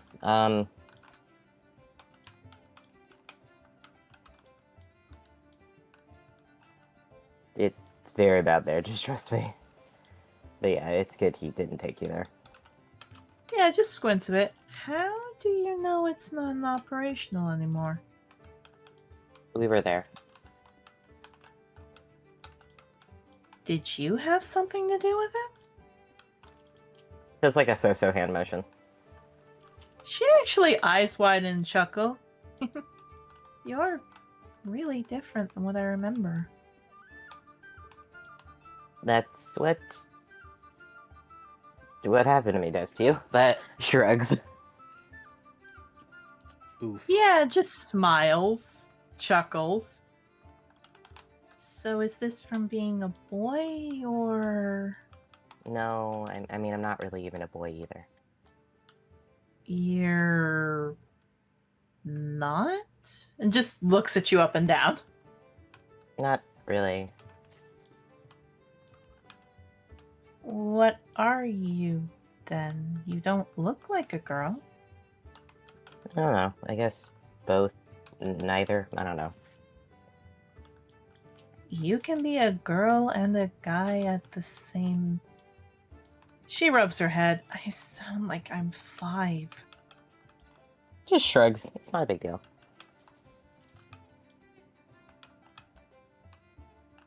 She sighs.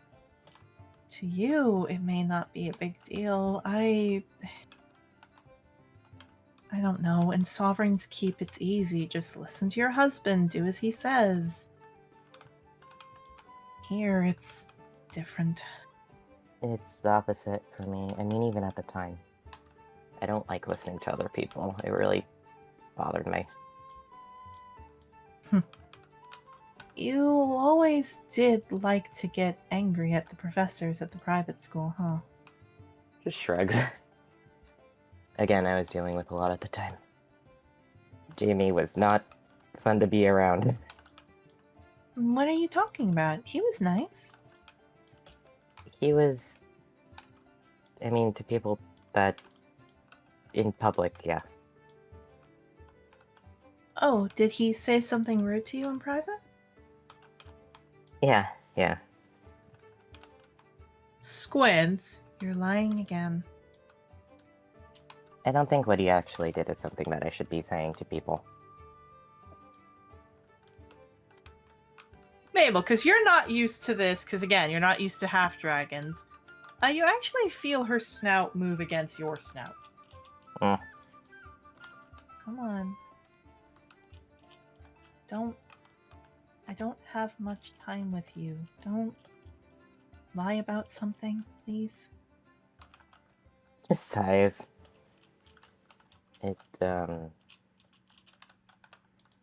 He wanted to have sex and I didn't.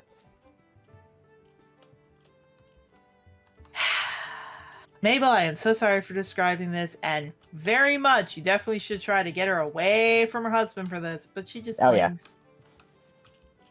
Looks. We're...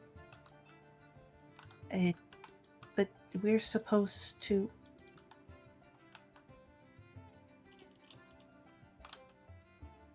Mother said if that ever happens to just say yes. That's what she told me with my husband. Yeah, no, that's one. That's not how it works. But also, he didn't give me a choice too. He drugged me. But Okay. Okay, Jenny, let's roll a wisdom. Oh boy!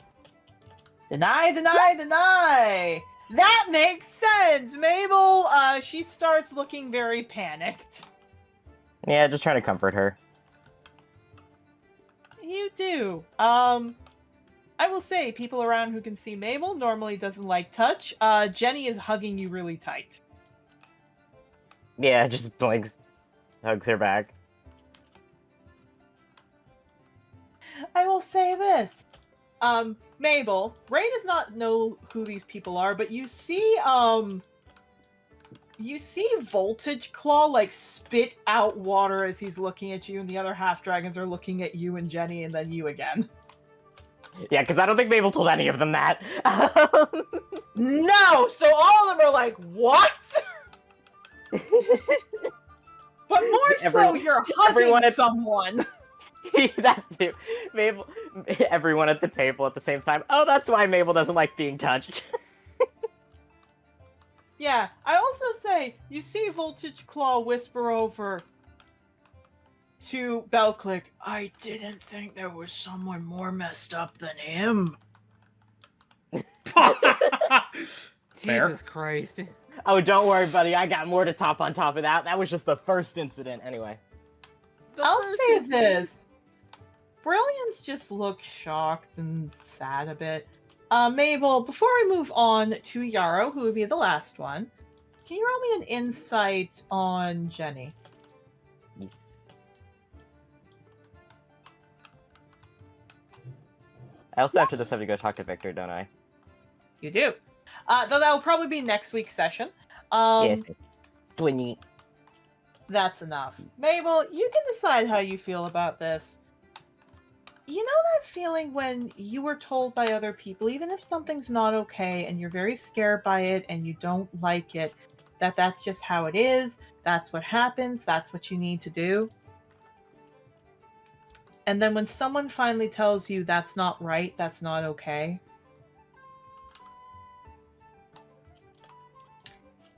that's Jenny's face. It seems you're not the only one who was told that to just let that happen, that consent isn't mandatory with women, and possibly you weren't the only one who was drugged. Yeah, just like, They give you time.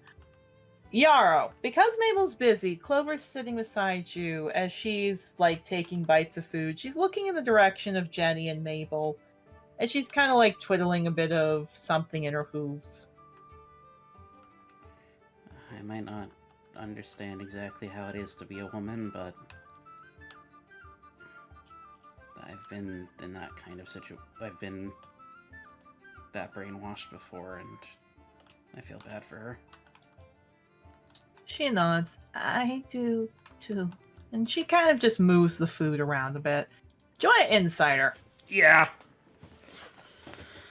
Abso-fucking-lutely, that is my girlfriend, too. Indeed, go ahead. Just getting the inside up.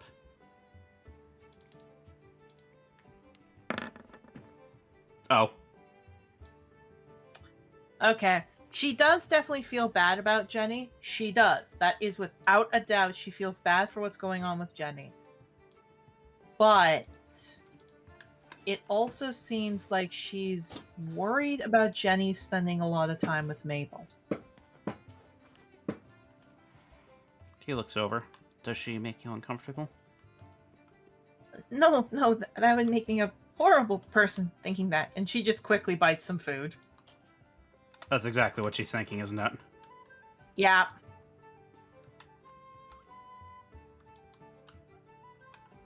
Clover, it's okay if you're around people that were like your abuser and you're uncomfortable. No, that's not...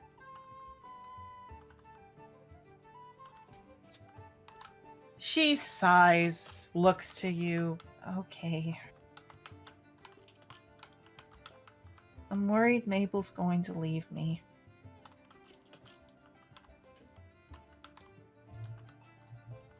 Girl.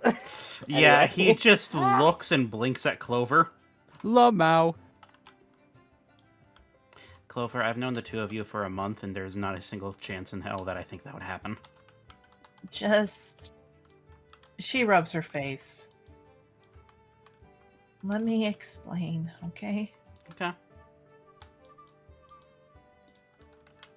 Mabel, when him and I were around together in Sovereign's Point, he did not like other nobles, he stayed away from other nobles, and he didn't like his own kind. And I often felt that the only reason him and I were together was because he had no other option. And it went away after a while when we spent time, but she kind of moves some food around. Then he gets better with half-dragons, and he bonds with nobles, and now he has a chance to be with someone that's better than a servant. Are you thinking about leaving him because you have me, Cedar, and Undergrowth? No, but she kind of looks. I know that he might think that I'm better off elsewhere, and he would be better off with other people, and I'm worried now that she's here, he'll tell me to go away.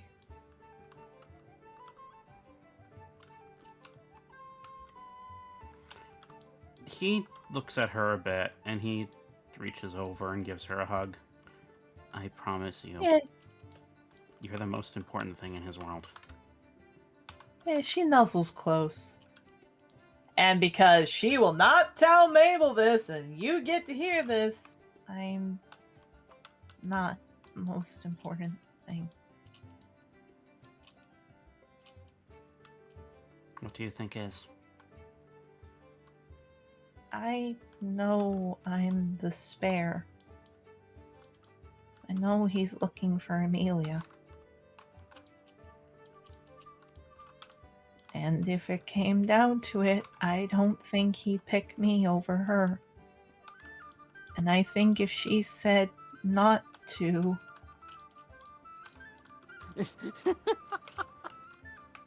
She lowers her head and puts her ears back. I think if Amelia said she didn't want him dating me... Just sighs. He would pick her.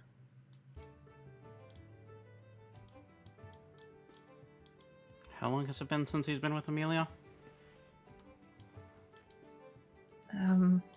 Before we started dating, and she looks up to you. But every time we were dating and she was alive, he would talk about her all the time, and he talks about her so much now. I told you it's a dumb set of thoughts, and she lowers her head. Well, as much as I can affirm that he's not going to do it, I think from the sounds of it, your brain isn't going to let you be at peace unless you talk to him about it. Yeah, she looks to you, looks to him, looks to you. He's helping someone now. I should don't leave him mean be. right now, but the next chance you have to talk to him alone, you should bring this up. Nods. She stands up, nuzzles your head. I'm gonna go sit outside for a bit, okay? All right. Okay. Yara, we are going to go to you in a second. But, Mabel, you see your girlfriend's walking outside of the room. Like, walking outside of the kitchen hall. Yeah, Mabel is actually gonna follow her because Mabel's terrified that there's people trying to get her right now. Jenny sees that. Could I come with you? How about, I'm just gonna check on her real quick. If not, I'll come grab you, okay? Nods. And as you stand up, Ray slides back in. God. Not talking to Ray, looks down at fucking Brilliance and just, like, mouths watch her, and then starts walking. Brilliant nods like, got it. Mabel, very much you see that running over, like Clover is walking out. She hears you running over and she turns. Mabel, sorry, I'm gonna let. I didn't mean to disrupt you. No, you're fine. I was just gonna sit outside for a while, take a nap, you know? Yeah, that's fine. Are you okay? She puts her ears down, scratches the back of her head, and she's looking dead at you, Yarrow. Yarrow just kind of like makes a huff motion, like, go on. She taps her hooves together, looks to you. Am I just a spare for Amelia? Just blinks, stares at her. What? I mean, we dated because there was no other nobles or anything around, and Amelia, you always talk about, and now that... I don't know. She just grips her head. Okay, wait. First of all, we did not date because there were no other nobles around. Frankly, I wasn't planning on dating anybody. I just dated you because I liked you. Yeah, her tail wags.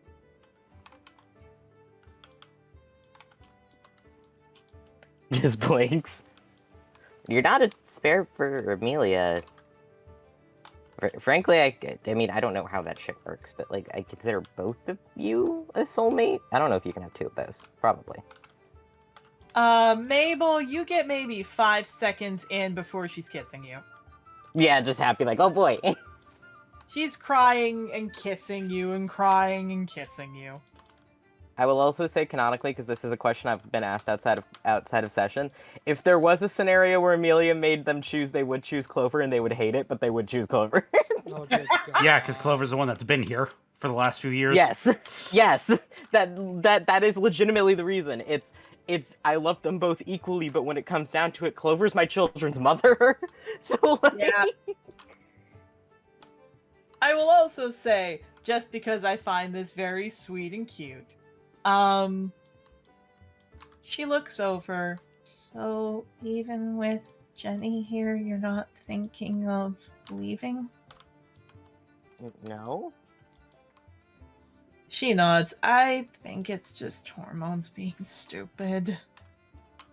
Nods. Like, okay, yeah, that's fair.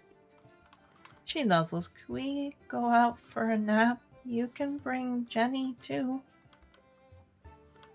Just nods. Yeah, she starts to trot off. Would you like to go get Jenny? Yeah. As you come back. So you're saying there's something called a gay awakening? That's right! And if you find a pretty girl, you go and do that with. Oh, but why would you? Because sometimes you're blind until you see. You come up, Mabel. Mabel's like, oh my fucking god. Brilliance looks at you like, I tried. just staring at both of them like, okay, where's this going? But you only do it when you're comfortable, and only if you think you are. You don't do it unless people push you. Because the best part, consent, is sexy. That's not a good word to use. What, sexy? Consent. Ah, sweet summer child. Oh, Hey, Mabel. It's like, oh my fucking god. She looks at you, puts her hands up. Hey, I was just teaching her about consent. I heard the earlier part, so it was not just that, but okay. She just smiles. Just looks at Jenny.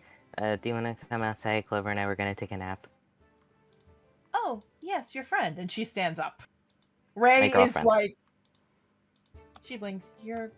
Oh, that's right. You're a guy. That makes sense. And Ray is just like clamping her mouth with one hand and just like smacking her fist on the ground, like on the table, just trying to keep from laughing. I can hear the internal screaming from here, so...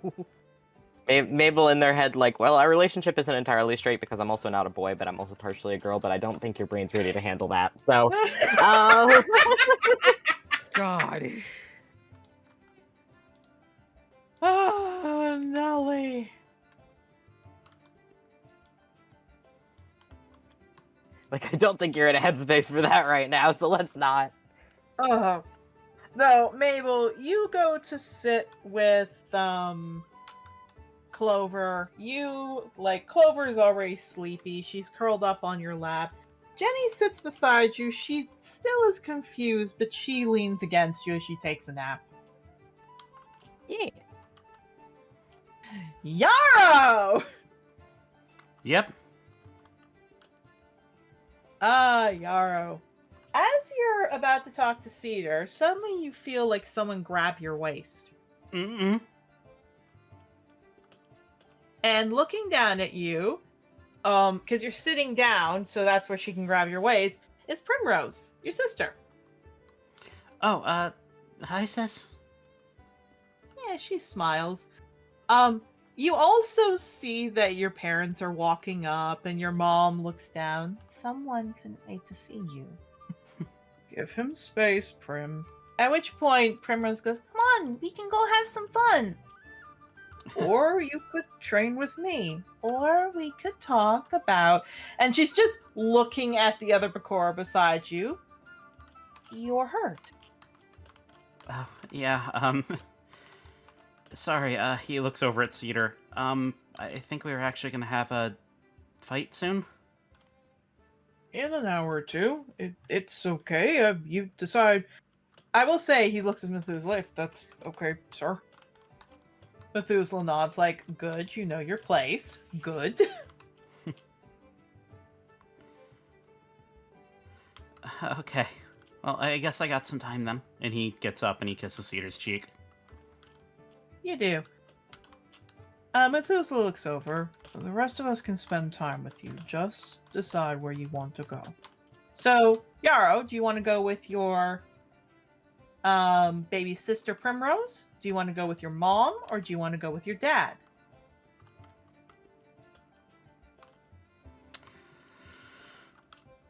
Oh, this is a decision, because there's a lot. There's a lot that he wants to do. Mm-hmm.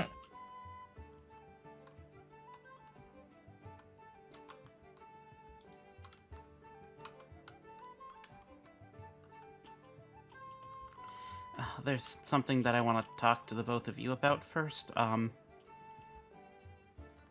if it's okay, Mom, if,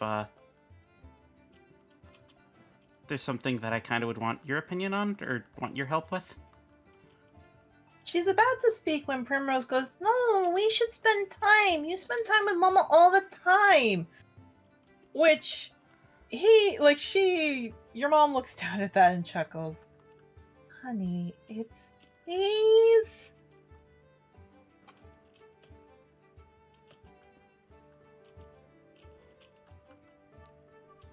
And she looks, what do you want to know? And she kind of looks to you. On the topic of, one of the things that you were trying to teach me how to do, and he kind of, blushes a bit and scratches the back of his head. I just wanted some, help with suggestions buying something. Sure. I can work with that. Yeah, she looks over. What? I don't know what you... It's okay, sweetie. And she, picks up her daughter, who's, again, Dad, definitely like being pushy and like just wiggling a bit and goes, "It's okay. She's just excited. I'm sorry, son." No, it's okay. And he looks to Primrose and he leans down to her. I promise, I'll make sure that we'll have time together. Including, Yeah, do you she want puts to her ears down. play with your niece and nephews too? I can get them out later today, and we can all play together. No, I want us to go play with my friend. Right, your friend. And like he ruffles her head. He's real. I know. He's mouthing imaginary friend to you. Oh, tell me about your friend. No, you have to come see him.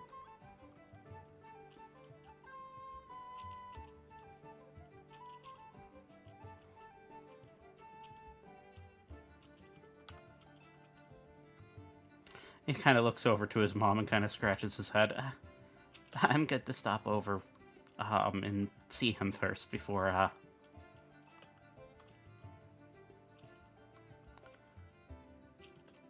if that's okay with you. All right. You want us to go meet you at a shop? Yeah. I think I saw some clothing ones downtown. Yeah. Or down in the market. Thank you very much. Okay.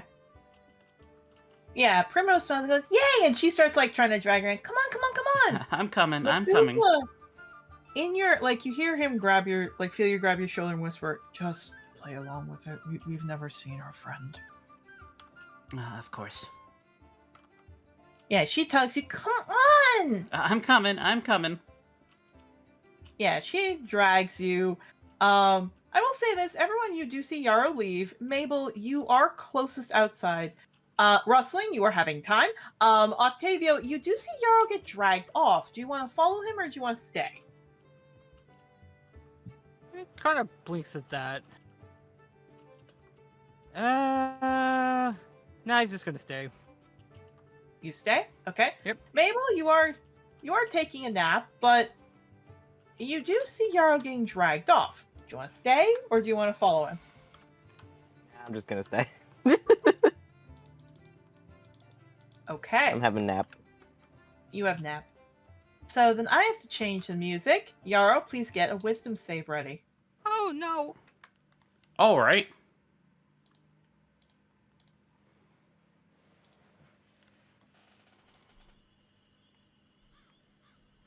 Okay.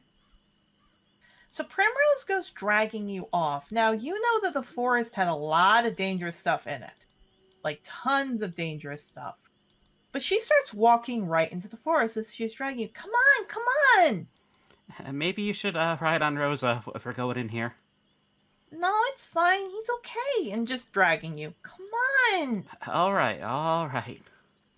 He's definitely no. keeping his ears out, and he's ready to defend her on a moment's notice. You do.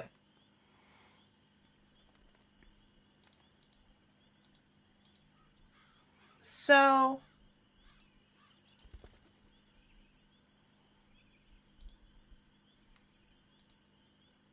as she walks in, she looks for a clear spot, sits around.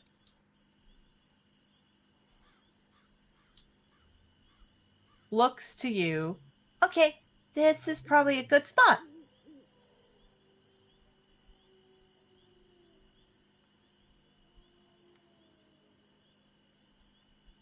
Hi, Huh? Casey. He starts to look around a bit. So you've been seeing him here? No, I see him at home. Okay, tell me a little bit about him before I see him. He's big. He's big? Okay. Yeah, real big. And no one ever believes me that he exists, but he does.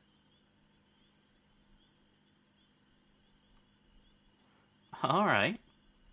What else can you tell me about him? Don't freak out. Why would I freak out? Everyone always does. That's why he doesn't have any friends. That's why I'm his friend. I thought you said people don't see him. How could they freak out if they've never seen him? No, like all of my family's never seen him.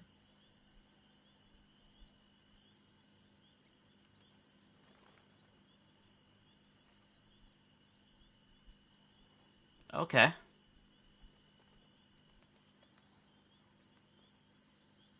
Yeah, looks to you. So, what do you do with him? Oh, we play tag, and we have fun, and we talk about how we don't have any friends. Well, that's sad. No, it's not, because he's the... Oh, I think he's there, and she's pointing out into a section of the wood. He turns that way and he's looking carefully. Roll me a perception. That I can do. That is a 21. 21. You think you see something moving there, but there's a bunch of mist that starts to come through. And she just waves, "Hi, friend!" Hi, Daisy. God. Have I seen mist like this before? Yeah, it's celestial mist. Come on out, it's okay. And she keeps jumping. Come on. It's definitely something big. Like, really big. But you do see something in the bushes.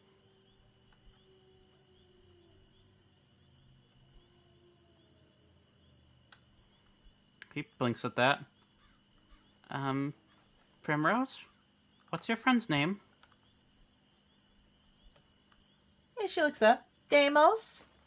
And walking out in the bushes is a giant black moose who looks at you. His eyes flash red. Please roll me a wisdom save. Oh boy. Is this a fear or charm effect, by the way? This is frightened. Okay, I got Primrose close enough to be fuck. Herd mentality ain't solving shit today. God. Yeah, so let me explain what everyone hears coming from the forest.